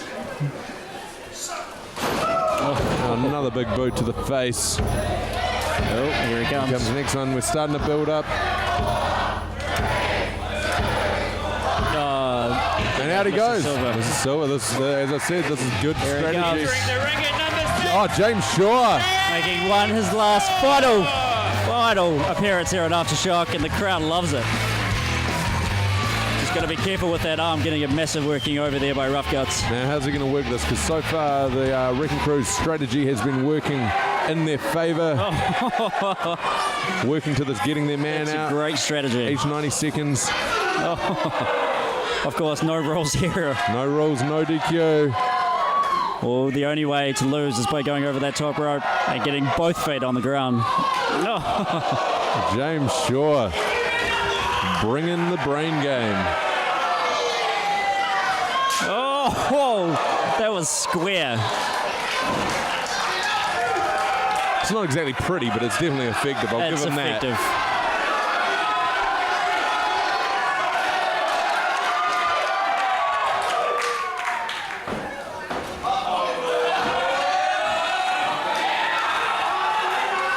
Oh, he's going for the double elimination. Oh.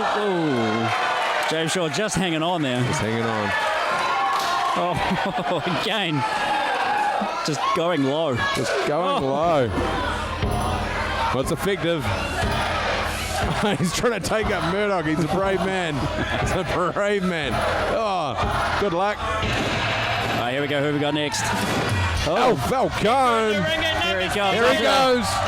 That big beating he took in the second match. Doesn't seem to have affected him. He's like the Energizer Bunny. He keeps on trucking.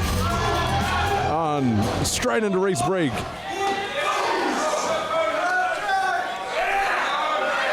Trying to get Breeg over that top rope. Breeg over, yeah. And Levi got James Shaw in the corner, choking him with his foot.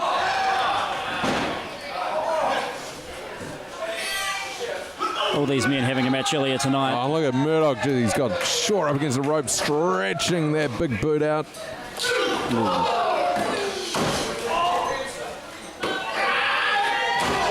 Oh, and Reece Breeg going for the low blow, getting a bit of revenge on Shaw.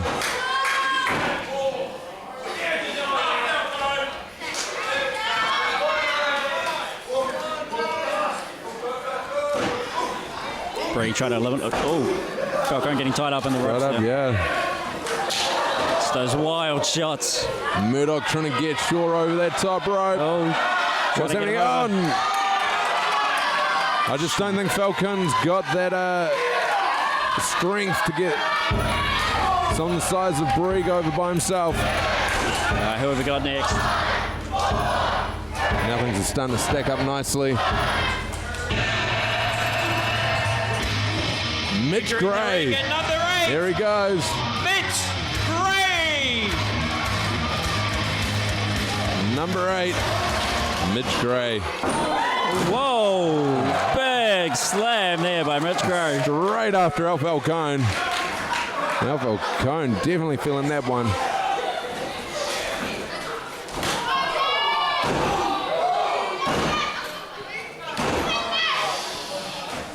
Breeg getting a chance to recover, getting some words, some sage wisdom and advice from Lacey Madison.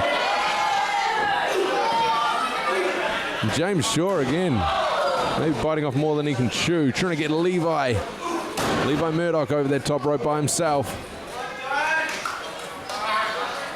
I can't help but think maybe Shaw and Al Falcone need to help each other out a bit in this match so far. Oh, Shaw just going over, but just landing on the apron, grabbing that bottom rope, making sure. He's had a few lucky escapes in this one so far. Hanging way down. But of course, both feet need to hit the ground. Al Falcone, huge slam.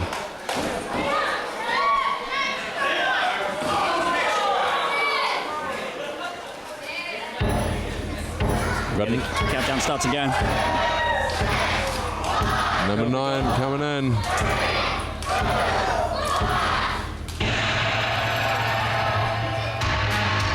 And number 9 from APW, a new debut. We have the big gun, Jesse Harris.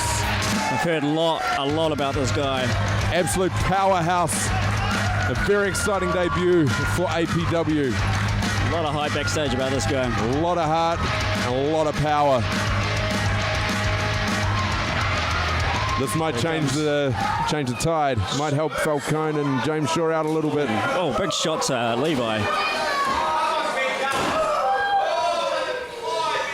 Just an absolutely massive guy, this Jesse Harris. And if anyone's going to help to take the likes of Levi Murdoch out, it is going to be someone like him. Al Falcone jumps to help Big Gun. And just disrespecting Levi Murdoch. Breeg getting him into a... Here he comes. And Breeg, just one of those powerful shots that he's known for.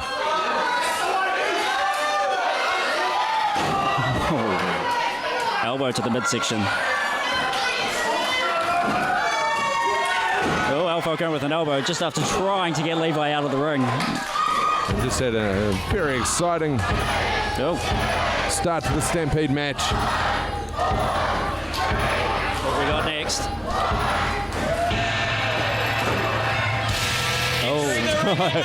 Here we go. Al Falcone's very aware of it. Stan Murdoch. The Wrecking Crew. Falcone trying to get rid of Levi before Stan comes down. Definitely stacking the odds in their favour at this stage. Here he is. And Jesse Harris calling him out. He's here for a fight.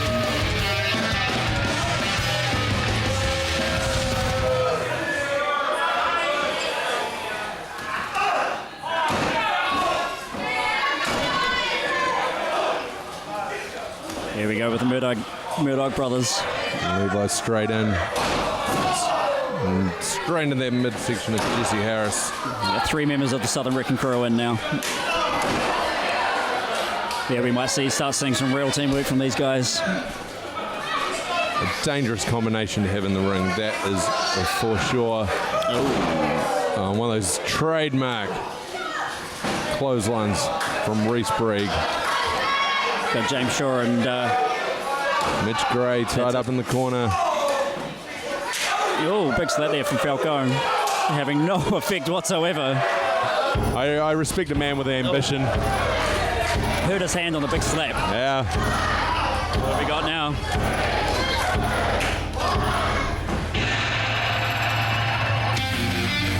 TJ Williams, one half of the newest APW tag team, alongside Daniel Lawson. Going straight for the Reece Breeg though. He Not too is sure if that's a indeed. wise move.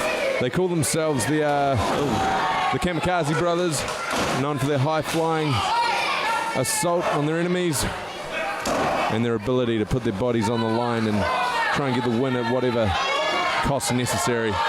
Oh, Mitch Gray goes flying. And Levi trying to get the newcomer TJ Williams out of the ring.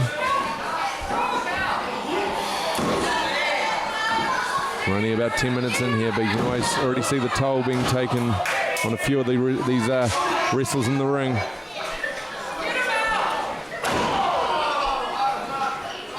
Breeg just going to work on James Shaw and Al Falcone.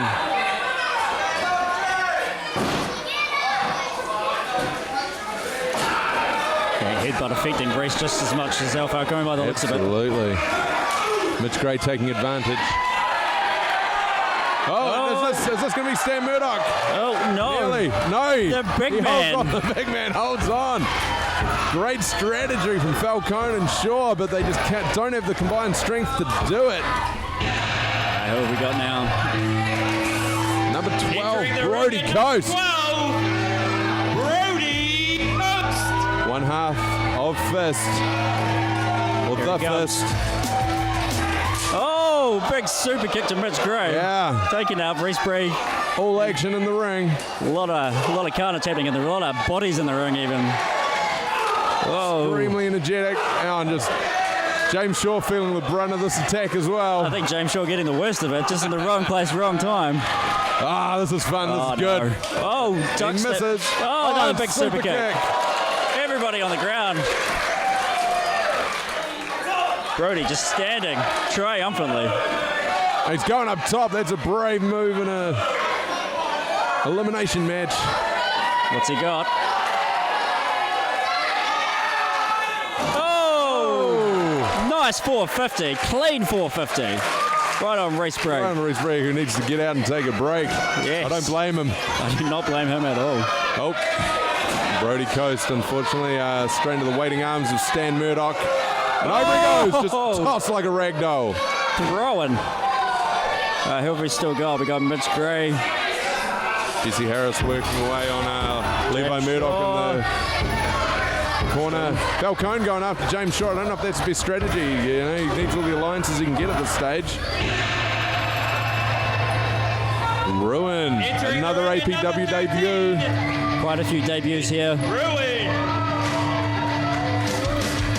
This guy means serious business. He means serious business. He's a big unit. Oh, absolutely full aggression going in.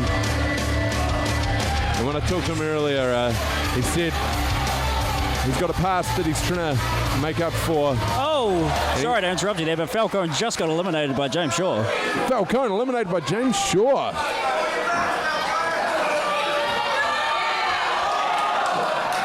And TJ Williams getting tied up in the ropes. As the Murdochs try to toss him out. Oh, huge slap. A lot of action going on in this ring.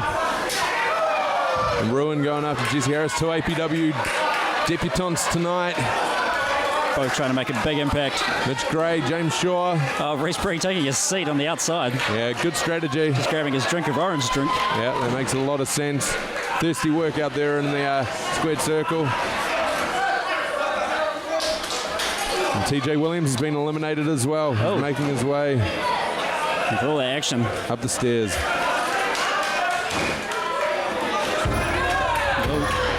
We've still got all of these Southern Wrecking Crew members out here. Levi, very dangerous. The Murdoch brothers trying to get rid of Ruin. Over he goes. He's a dangerous man. Coming to the ring at number 14, Kartik. 14, we've got Kartik.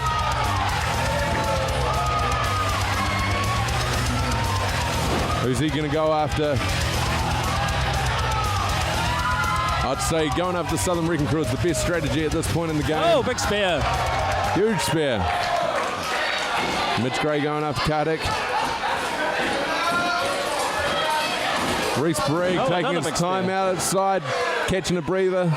Bit of a team talk with Lacey Madison. That's right.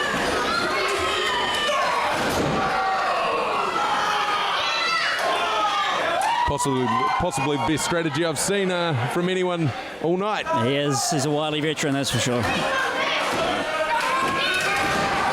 Oh, Rowan absolutely driven into there. Yeah.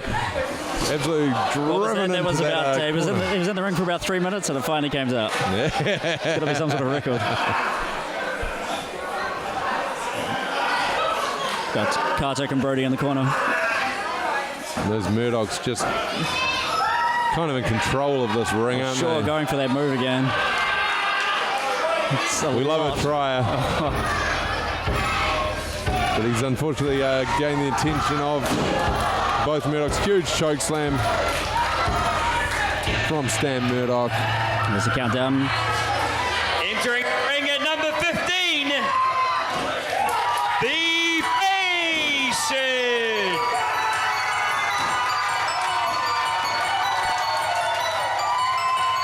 Here comes the Patient. Long time no see here at APW. Taking his time, which is the best way. No time to get to the ring. You talk about not wanting to look the Murdochs in the eye. Look away, look away, look away, look away. Has he gone? Good. Not only is he dangerous, he's just annoying as hell to talk to if you pigeonhole him. And he will leave that ring and come and just give it all of that. Sounds like someone next to me. I'll pretend I didn't hear that. So we've still got the two Murdochs, Reece Breeg, Patient. Hey. Rowan's just gets eliminated. Rowan has been eliminated. Oh, and Jesse Harris. Just by Reece Breeg. So that leaves Kartik, James Shaw, Brodie Coast, Mitch Gray, the Patient, the Murdochs, and the always dangerous Reece Breeg. Rowan's been eliminated, but Patient's still going Patient's after him. going after him. He's unpredictable. He is very unpredictable. To be honest, the Patient probably doesn't even realise that he's in a Stampede match right here. What have we got now? Jax Casey. Oh, there we go. Yes. Probably one of the favourites of mine to win this. Yeah, I would certainly think so. An absolute veteran here at APW. The crowd loves him. And one of our finest technicians here. Dangerous game, giving the Patient a cheap shot. The Patient still going after Rowan. Don't look him in the eye, Jesse. Don't look him in the eye.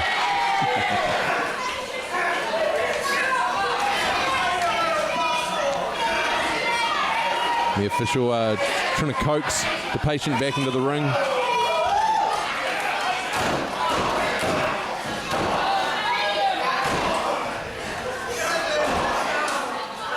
Lacey wisely moving away from the Patient, yeah.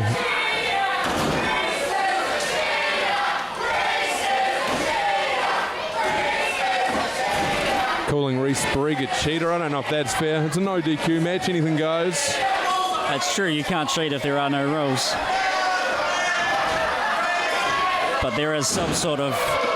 That was a heavy. Sorry, that interrupted my flow, but that was a big back body drop by James Shaw. That looked to me like James Shaw actually managed to get Levi up for once. What we got coming in next?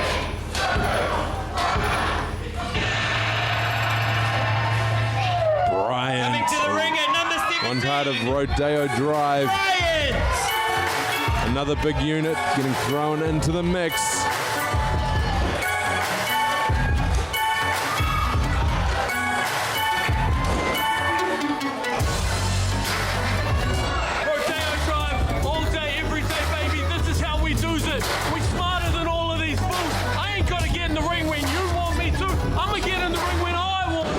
Mitch Gray going after Stan Murdoch. Jax Casey going after the Patient. Oh. Jax catching Levi with a big forearm to the back of the head. Just Brian doing some stretches, taking his time, good, probably sizing up his competition, getting a feel for the flow of the match. Kartik and Brodie coast in the corner. Jax with a couple of big forearm shots. So if you're in there right now, Andrew, what would your strategy be? If I was in there, I'd be hiding in the corner, I believe. I definitely like what Reece Breeg's got going on here. He's currently sizing up Tony Dazzler, who's acting as an official outside of the ring. Oh. The ring at number 18. Oh, one of APW's favorites, Scarlett. Scarlett! Trying to make an impact. And she always does. Here she goes. Who's she going to go after? Getting in the face of Lacey.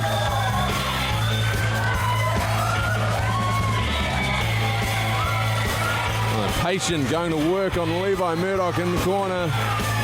Turning his attention now back to Jax Casey, Kartik and Bryant, Mitch Gray, Stan Murdoch.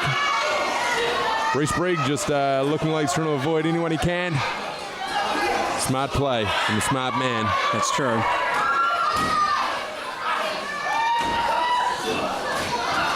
Scarlett going right after the... Going after one of the big Murdoch boys. Oh, huge chop to the chest.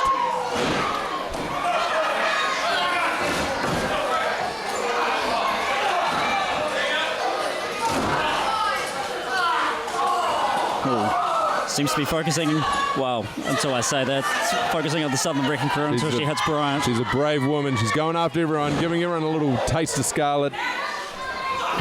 Mitch Gray taking a Bryant going heavy hit. James Shaw. We've got our next entrant coming in.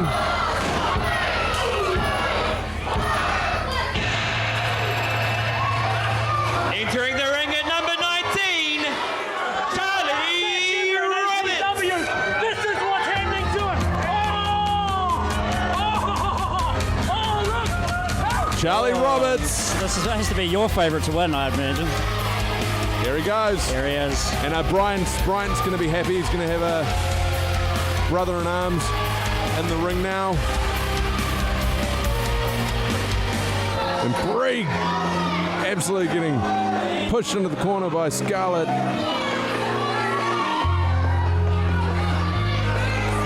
I believe we have a Kartik has been eliminated. And during the entrance. Yes, you're absolutely right. And so has the Paitent. Oh, the Paitent has gone over as well. So much action to call here. There's so much action, but such great action too. Charlie Roberts having a bit of a word to Kartik on the way out. Of course, the Stampede match is one of the biggest events in New Zealand wrestling history. It's so exciting to be a part of it.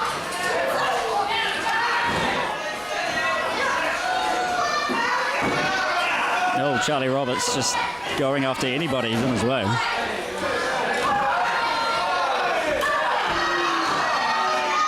Jax Casey giving the boot to Reece Breeg. Oh, there we go, we got another countdown.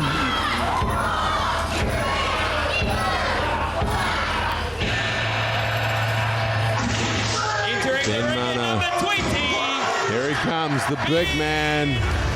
This is going to be a match for, I want to see this guy go up against Stan Murdoch. Another big unit. And an absolute veteran of the game. He's going to be one of my favourites as well. Big man to get over those top ropes. Absolutely. And he might be what some of these guys need to go up against the force of the Southern Wrecking Crew. I believe you are correct there, John. And James Shaw hanging on for dear life. Charlie Roberts trying to get him out. And now going after Scarlett. Just grabbing her by the hair. No respect. Oh, to that top turnbuckle. And why should he? Why should he respect anyone? He's Charlie Roberts, damn it.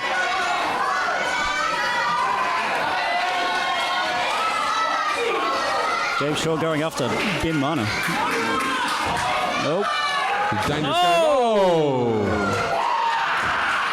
It's James Shaw out for a couple of minutes, I believe. Two of the big men, Bryant and Ben Mana. Trading blows. We've got Mitch Gray in the corner. Brodie Coast and James Shaw. Jax Casey, they're all looking pretty out to it. Who we've got now? Scarlett dealing to Charlie Roberts. Now Breeg going after Scarlett. Oh, Jason Reeves. 21. Jason Reeves, here he comes. Another APW debut. Lots of debuts. So exciting. I believe he used to work security, if I'm not mistaken. Yeah, he's been aiming to get in the ring for a while. He's certainly got the skills, so watch out. Things are about to get interesting.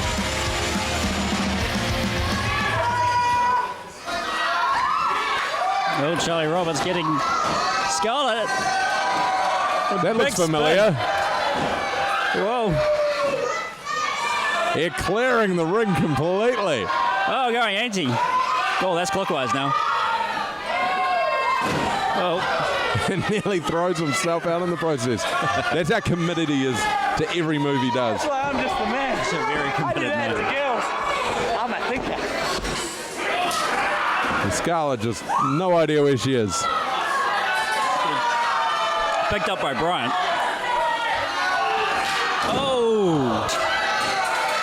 Oh, and Lacey Madison getting involved. Lacey Madison getting involved. Oh. Pulling Scarlett That out. was Brodie just going over the top rope as well by one of the Brodie Murdochs. Coast eliminated by one of the Murdochs. I'd like to see some stats on how many of the 22. contestants have been eliminated by Sam and Levi Murdoch this far into the match. A few I would like to place a bet. We've got Osiris making his way to the ring. Here he comes. Just kind of gutted. He couldn't see Osiris going up against the Paitent. That would have been a match made in heaven. I think that was a match made in hell, to be honest. You're not wrong. Oh, he's got that chain. Reece Breeg will be angling to get that off him as soon as possible. One of Breeg's favourite toys.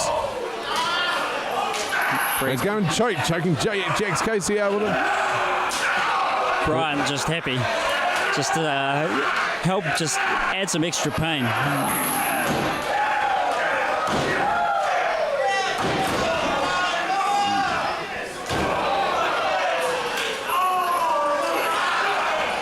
And Bryant going after Jax Casey, just tossing him into the corner. How heroic does he look Brodie right now? Coast departs the arena.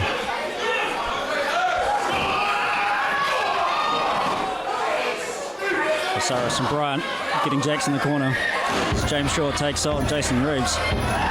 Bed minor. This is that was a collision. The collision of the big man.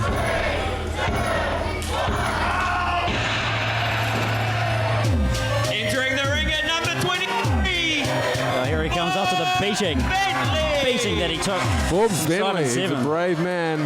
He's still feeling the effects of that. Looking a bit ginger.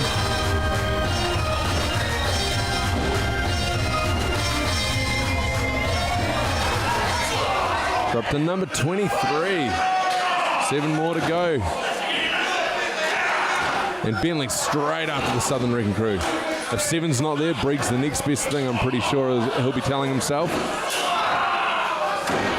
But just picking up where Simon left off. Absolutely. He's a brave man, as I say. It's a big mountain to climb.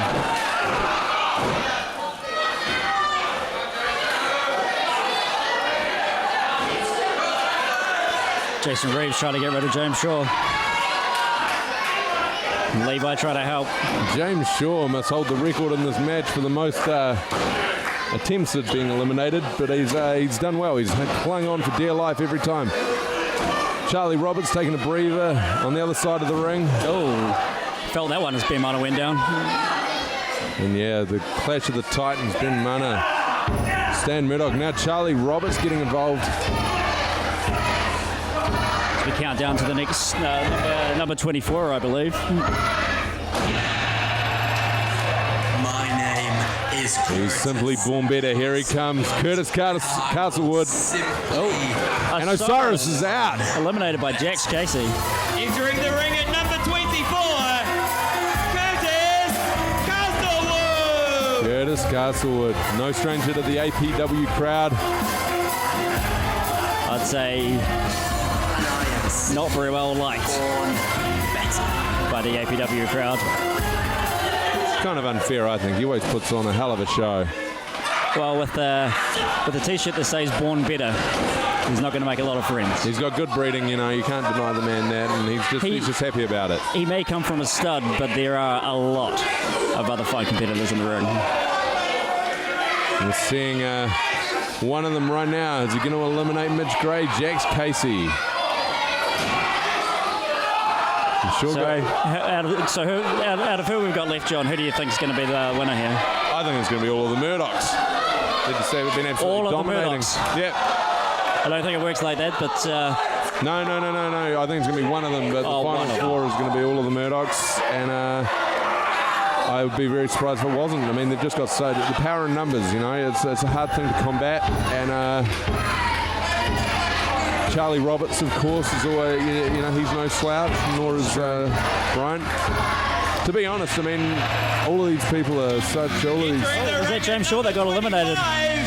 He did too. James Shaw.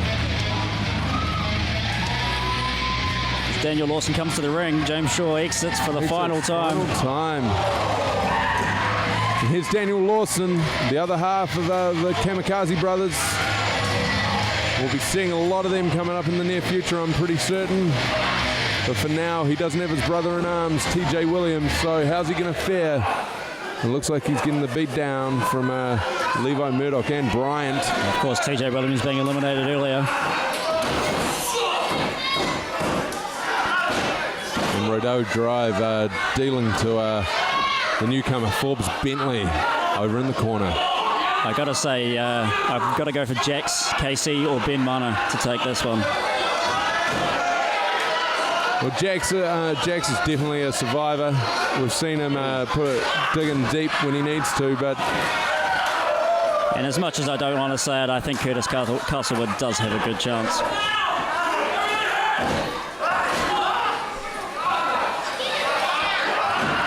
Oh, for me, I think it's definitely, we've got Rodeo Drive there. They've got numbers and such skill in the ring, and they are Southern Wrecking Crew, just such absolute sheer power. Good strategy there by Bryant.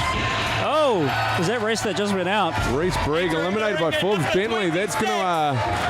That is probably not the smartest move there, Mr. Bentley. Hey, you know, he's going to be happy with that. But Simon Seven's not going to be happy about Simon Seven's not going to be happy, and out he comes. The newest acquisition to the Megan Cape.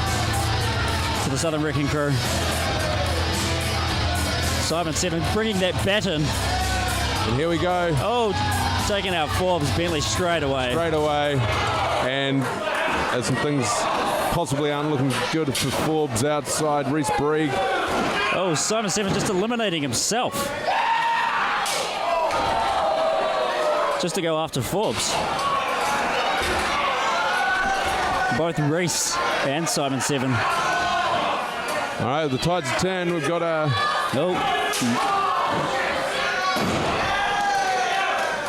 Was that Jason Reeves out?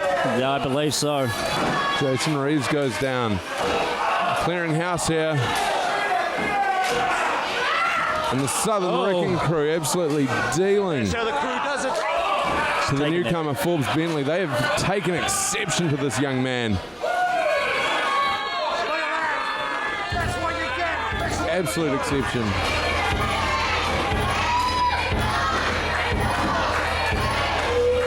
We've got our next competitor, Hayden Daniels, number 27. Hayden Daniels.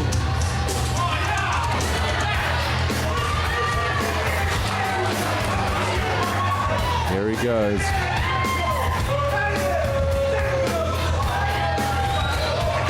And this man is an absolute powerhouse as well, so things are about to get interesting.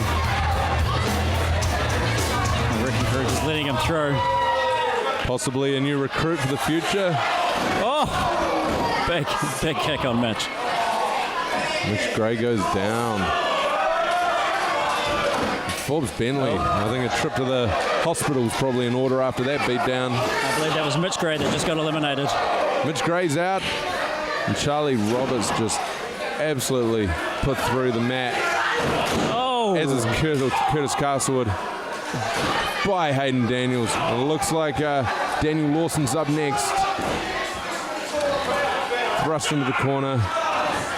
Levi and Stan, they don't have the backup of Reece or Simon anymore. I don't know if it was a smart move for Simon to put himself out just to go after Forbes Britenay, who had already been eliminated. Oh. Daniel Lawson going after Levi Murdoch. The Castlewood and Daniels in the corner. Number 28, well, we got Devin Lockhart. Devin Lockhart, here he comes. Making a second appearance on Aftershock. I can smell the patchouli stench from here. Daniel Lawson. An absolute buffoon. Being eliminated. Absolute buffoon. Look at this, he's trying strategy. The kids love him, of course, but kids love a clown, so. Oh, and he gets a cheap shot. Obviously no love lost between Devin Lockhart and Charlie Roberts. Coastal Collision, we saw big match. Oh, and Ben Munner is out. Goes down hard. That's right. Devin Lockhart and Charlie Roberts had that big match at Coastal Collision. Devin Lockhart.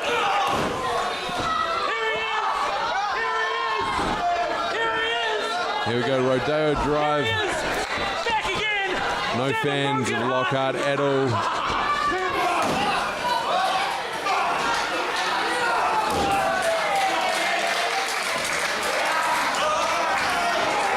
Charlie Roberts and Jags Casey. Oh,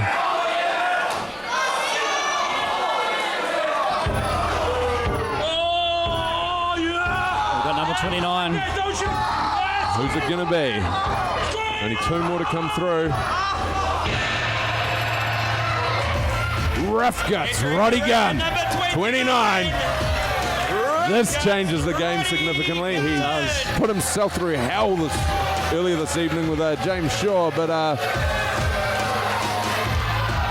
making no fans as he comes to the ring. This is the game changer for me. 29. He's had a bit of time to recuperate. He's going straight after Casey. Just sweeps him. Oh! And we saw Casey and Rufguts put on an incredible show at Coastal Collision a few months ago as well. And Castlewood goes up on the shoulders. Oh! As does Casey. Just taking out everybody. Daniel's just planted by... I believe that was Sorry.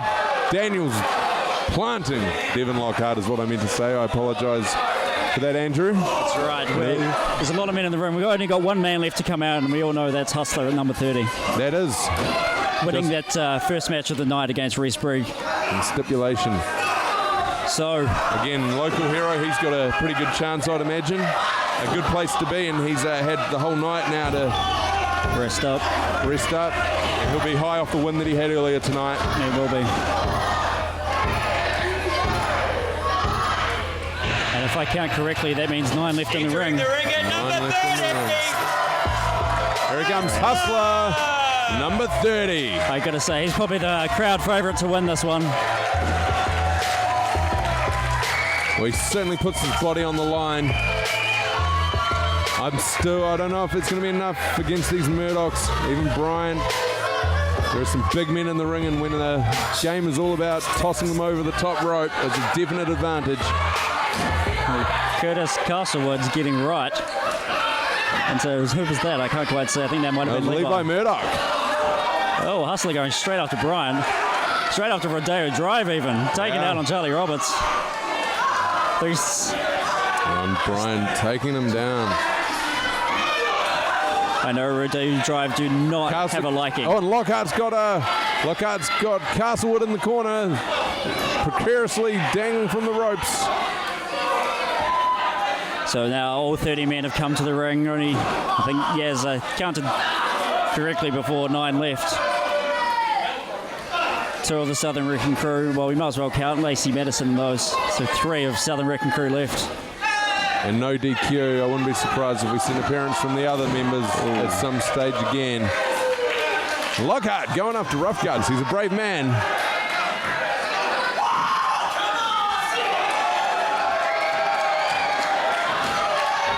And it's Levi Murdoch. Oh, he's got Daniels, Roberts, and Hustler working together to get him out. Oh, that's one of the Southern Wrecking Crew. That could be the turning point. It's only Murdoch now. Levi Murdoch just leaves Stan in the ring. Oh, Devin Lockhart trying to hide behind Stan Murdoch. Not a bad strategy because it seems to have worked. Oh, it plants Rufguts Roddy Gunn.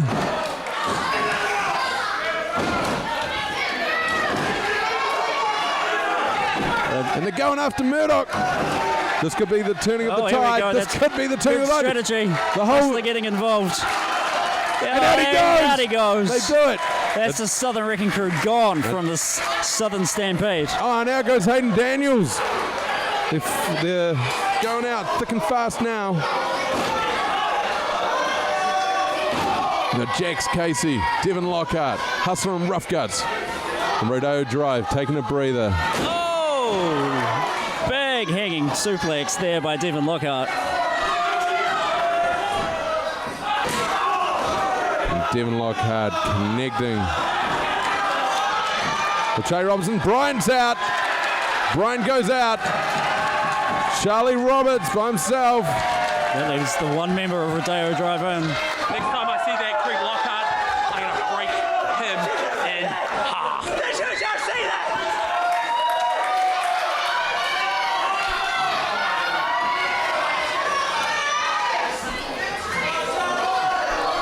Rufguts, planting Devin Lockhart.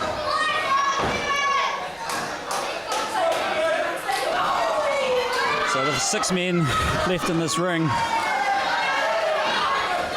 Who's going to win it, John? Well, now that those Murdochs are gone, it's hard to call. It's not going to be Lockhart because Lockhart has been eliminated. This is anyone's. This could be anyone's. I'm putting them. I think Rufguts has got to be there. Hustler probably. I can't call it. It's too close. It's very close. All of these guys are such veterans, such professionals. Rufguts goes down. Oh, he does. Bounces off that top rope. Out he goes. Unfortunate bounce on those top of the ropes. Looks like he was coming back in for a second. And look at this. We've got Hustler and Jax Casey as well. Money on top. Their old tag team. Haven't seen them together for quite some time. So money on tap, I believe, John. Money on tap.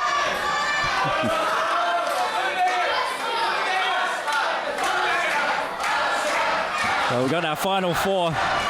This is anyone's as far as I'm concerned. Seems to be Hustler crowd favourite still.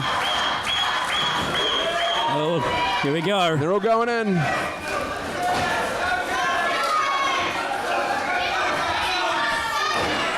Rufguts looking pretty rough on the rough outside the ring, but he's still got enough in him to take a kid sign. It's theft. Oh, vertical suplex on Jax Casey. It's not theft if someone gives it to you, Andrew. It's not theft if, that's theft if you steal. Oh. He's trying. He's still trying to get up the stairs there. I missed that. And Casey not looking too good right now. Oh. Castlewood, the only man standing. A great position for him to be in.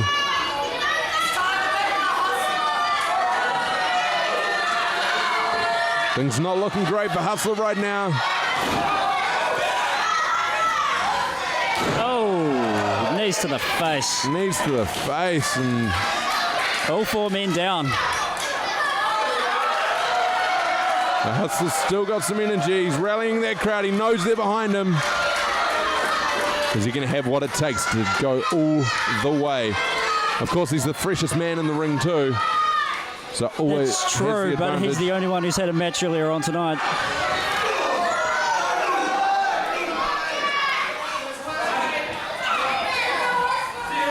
Seems to be some sort of unholy alliance between Curtis and Charlie. Oh, nearly goes over it. Oh, he's not going to yet. Oh, skins the cat, as they call it. But not for long. Out he goes. Charlie Roberts having none of that. That's why I love Charlie Roberts. He's not impressed by such antics. And he goes after Castlewood.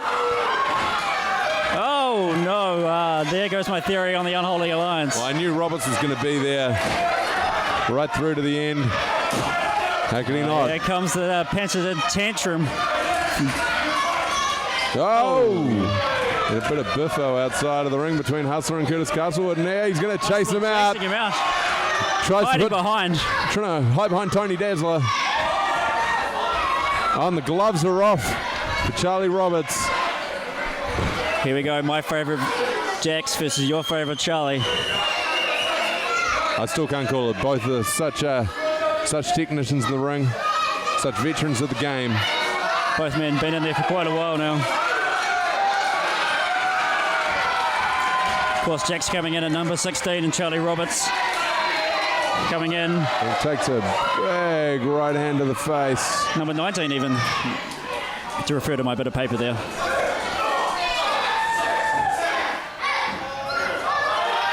Jax Casey trying to throw him over the top rope. Bounces into the ropes. Caught by Charlie. Oh, big spine buster. Put through the mat. And here comes the Roberts advantage. Bryant coming out to help his teammate. Having none of... Where's the consummate team player? Oh, Charlie Roberts getting eliminated. Oh! But there's no referees to see it. No referees to see it. They're all He's back in. Right. He's back in. Brilliant tactics from Rodeo Drive. Oh, and absolutely takes Jax Casey's head off. Refs didn't see it. Doesn't count. Refs have no idea. Music Man getting a bit excited there calling the match, but refs have not called it yet. Bell has not rung. Crowd not liking this at all. If the ref didn't see it, didn't happen. Really need to get some video replays. What do you think this is? Test cricket? No. Oh, brainbuster. Casey feeling that one. Right on the back of his head. Of course, Casey's not going to be. He's got the emotional pain now because he actually knows he won. In Test cricket, it's called a review, so no. Yeah, I don't really watch it, so whatever. Not enough excitement.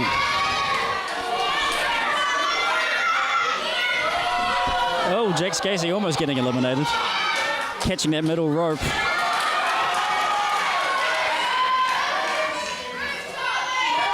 Here they go. Oh, fighting out on the apron. No. Who goes down?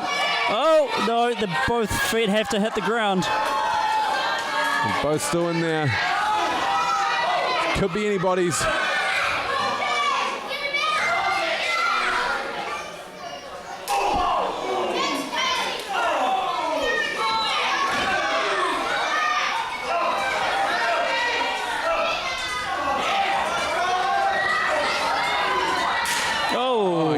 Chop to the chest. Both men fighting precariously on the outside of the ring. And since both men have gone over the top rope to get there, the first person to hit the ground with both feet is going to lose here. Walking the tightrope, so to say. One man goes down. It's all over. And Roberts with a definite advantage here.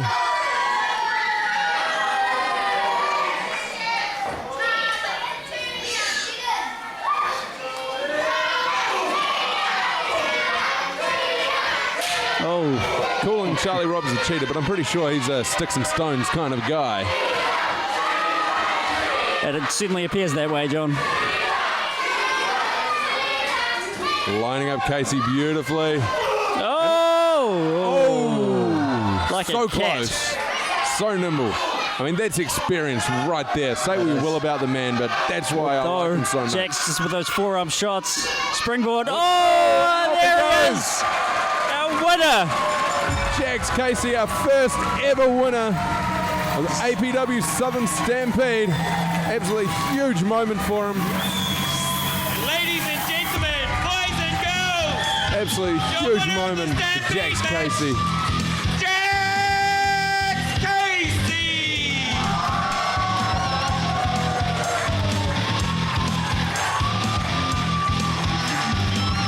must say. Crowd quite excited by his win. You called it though. You had a good feeling about Jax from the get-go. I did.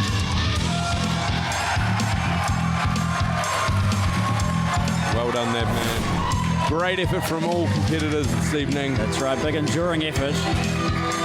And this man, Charlie Roberts, making his way out. Amazing performance.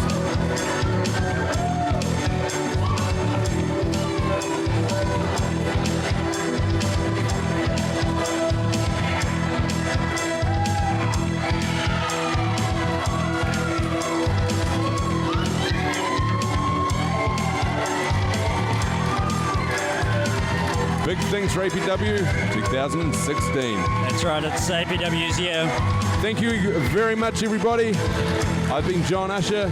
And I've been Andrew Harrison. And this has been APW Southern Stampede. Good evening.